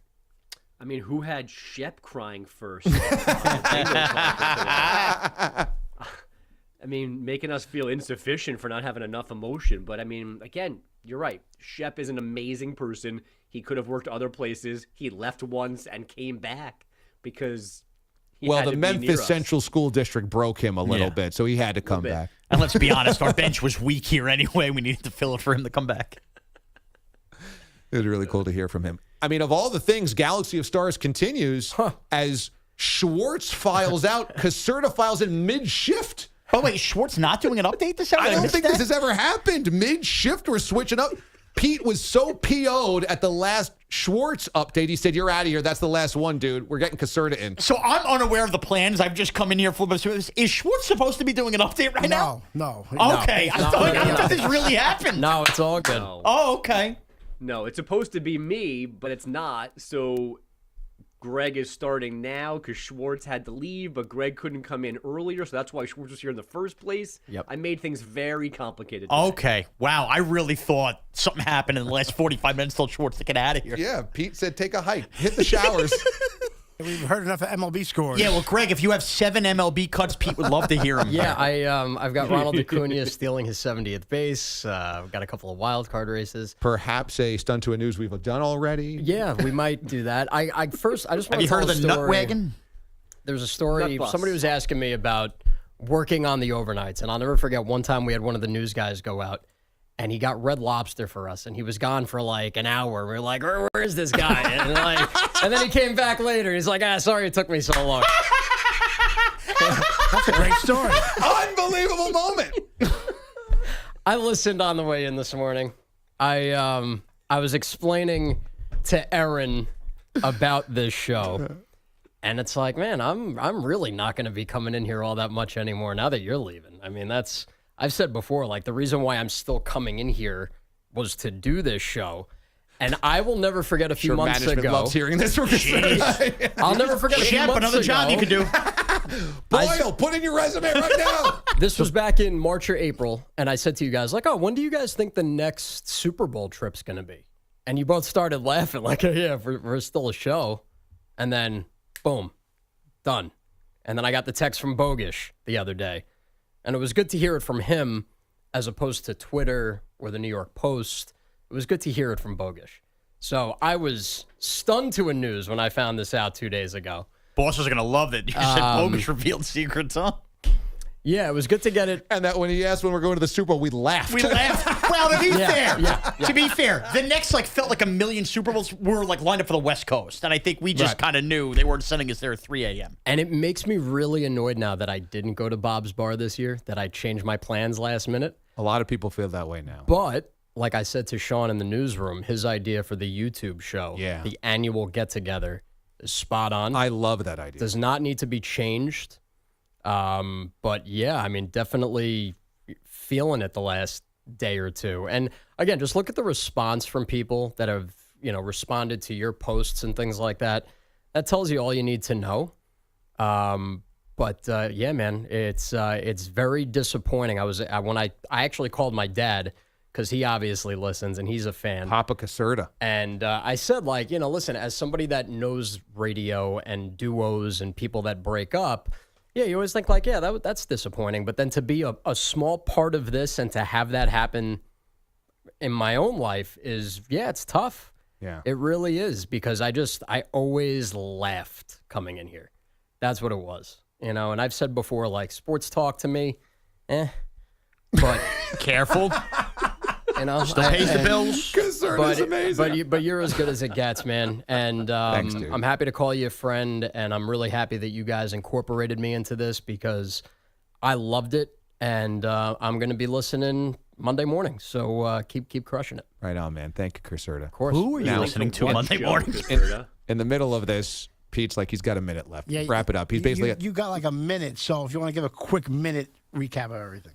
Of sports? Yeah. I didn't write an update. That makes it easier. Thank you. Wait, what are you insane? What are you, nuts? I was just asking. That's how I'm going out. Come on. Oh, that's good. He defies Pete's management. That's fine. By the way, the Lions play the Packers tonight on Thursday Night Football. Ronald Acuna stole his 700th base. That's fine. We heard the same update the last 3 years. Yeah, exactly. So. You think I wrote an update? What are you, insane? Utah plays tonight.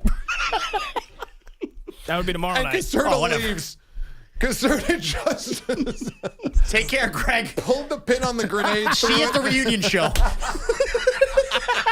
Walked right out. He left the studio. Good for him. He must be making pork store money. He must be making pork store money.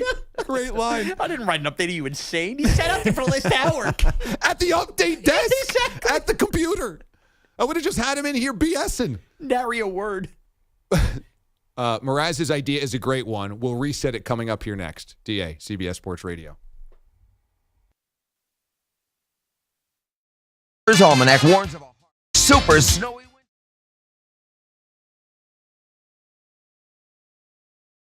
winter. From Town Fair Tire at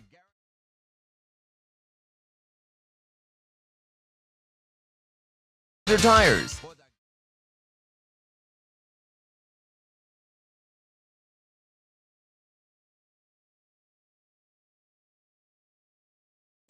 It's much darker. It looks sweaty. It looks sweaty and much darker. Now, some of that must be the barbecue sauce that's on there, but I hope so. It looks more blackened than anything. Yeah, it looks like a pot of mussels. Yeah. So, would you want a wing, a leg, or the breast? Breast. Okay. I'm not messing with the wing or the leg. I'll do a breast. Okay. Well, Fork and knife. What kind of hot sauce, barbecue sauce we got here? Just some basic everyday stuff. I don't know how to find the breast in this. That thing looks all right. This thing? Yeah, that thing. Okay. Is that all right. That little drumstick? That's a little something. Let me just hold this up. Oh, dear Lord God. And the thing is, why is it dripping? That our guy left the feet on the bottom of it. Oh, whoa. If you notice, Torg, what's up, bro? Torg Bellinger. This is like the leg meat, but there's a foot on the bottom of it. So if you want to just nibble on that, yeah, that's all natural right there. Can I get a fork and knife on? Yeah, I'm not getting my fingers. I can get you some breast too in here. So here goes Brock as he's digging in. It's kind of blackened. Oh, do you need some barbecue sauce on the side? No, I'm gonna go straight up. Okay, nice up. job by Brock. Okay, so here we go. He's got it on his fork. It's kind of shredded. It's kind of looks kind of smoky. Doesn't smell awful. No, it's kind of gray. It is kind of supposed to be gray. I don't know if this looks up to par here, but here goes nothing. It's in his mouth, chewing it. It's fine. It's fine. It's fine. Oh, really? Yeah. I mean, it doesn't taste like anything. Like it's just the barbecue sauce. You get a little hint of that. It's nice and tender, though. You did a good job. Oh, thank you. I was worried about it being super tough. You killed the cook game here. Okay, good. I'll go back in for a second. All right, nice. Yeah, nice job, Brock. We'll do it up here. Okay. I mean, he's eating a piece that has the foot on it. Yeah. Torg, do better. Torg, be better, Torg. Torg Bellinger, be better. It's falling apart. It's like a slow cooked. Yeah, that's exactly. It's all dark meat, by the way. There is no white meat on this bird. No. It's going back for a second bite, chewing it. That one's a little gummier. Little gummier. A little gummier. Oh no! That's a little toothsome.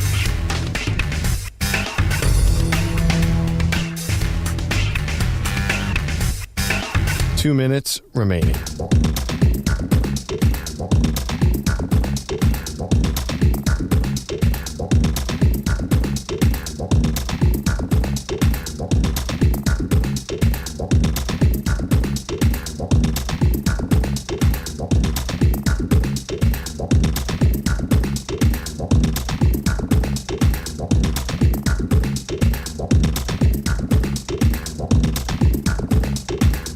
One minute, 30 seconds remaining.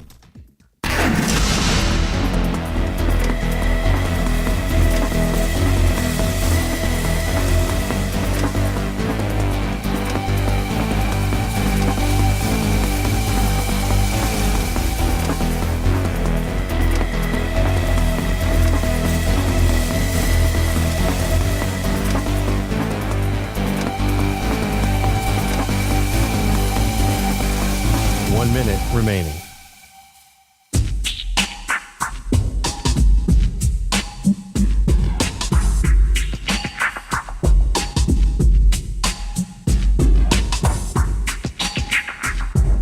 45 seconds remaining.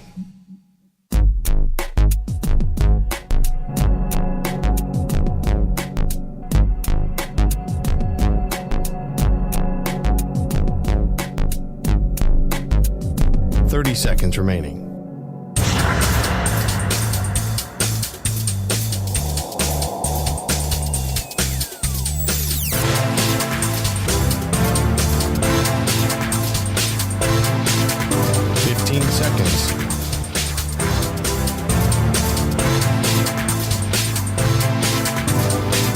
Break ends in 5 seconds.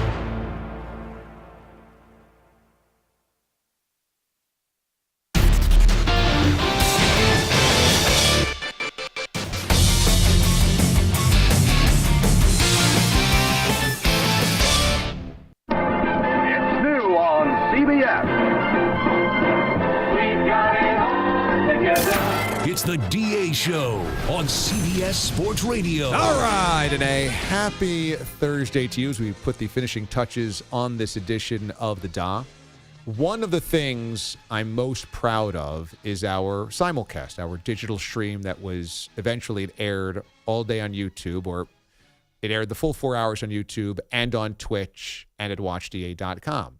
What's awesome is if you miss anything from the show after I'm gone and after, the morning show turns into whatever iteration it does, which I'm sure will be great with Maggie and Perloff, remember, you can relive everything that has happened over basically like the last 3 or 4 years in full. You can just go back and watch old episodes. It's like binge watching Seinfeld or The Office or something on Netflix. You can just go to YouTube.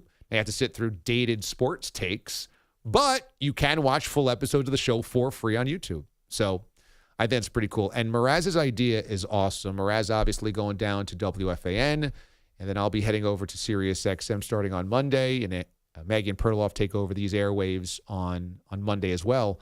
But your idea was, let's do the Bob's Bar show, but instead of having any radio affiliation to it, let's just throw a party at Bob's Bar on a Saturday in the summer, invite everybody, all the listeners, all the friends of the show to it, and we'll just party and have hijinks and ridiculousness, and it doesn't even have to be cleared through any. And we'll just stream it on YouTube. Exactly. So that people can watch if they can't make it. Yeah, now obviously we're going to rely heavily on Cap to figure out how to technologically do that. Right. We'll check our contracts to make sure we're able to do this on a day off. But yeah, I think it's a great idea. And by the way, a good reunion show, however long it has to be, Canadian Bacon, Stun doing news. Like, we'll just bring back some of the favorites. We don't have to sit there and break down Jared Goff for 4 hours. You know what I mean?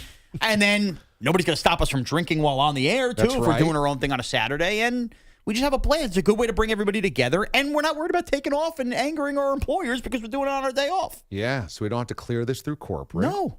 We just set up an iPhone, 2 iPhones or whatever. We have it running through YouTube, and everybody can watch it if they can't make it. And if they can make it, we have another big party. Exactly. And a party that hopefully doesn't end because it's on a weekend. And it kicks off, right, true. And it kicks off maybe a little bit later on in the day so that people don't have to wake up at the crack of dawn and drive through the night like Dan and Mechanics were. Absolutely. I think it's worthy. I really do. I do too. And by the way, it's something we should be doing without the listeners anyway, so might as well invite the listeners and all just get together. At least make sure we're getting together once a year here. Right. So should we kick off the summer maybe again? I think it's a good idea. Hey, So how's it go, DA? maybe early June, mid-June. We'll figure it out. Yeah, Everybody bring their kids, watch their daddies do keg stands, and away we go. Yeah, watch their daddies do keg stands. I love it. Yeah, that's a great idea. I love that idea. Yeah. It's a good way to fuse everybody, too. And you might have new listeners. I might have new, you know what I mean? And you get new people, meet people. We have a good time. Yeah. And we get to all hang out with Bob and Nancy again because they've become heroes. Absolutely. Absolutely. Jeez. I'm really anxious to see what my mom's 6 a.m. looks like Monday, I'll tell you.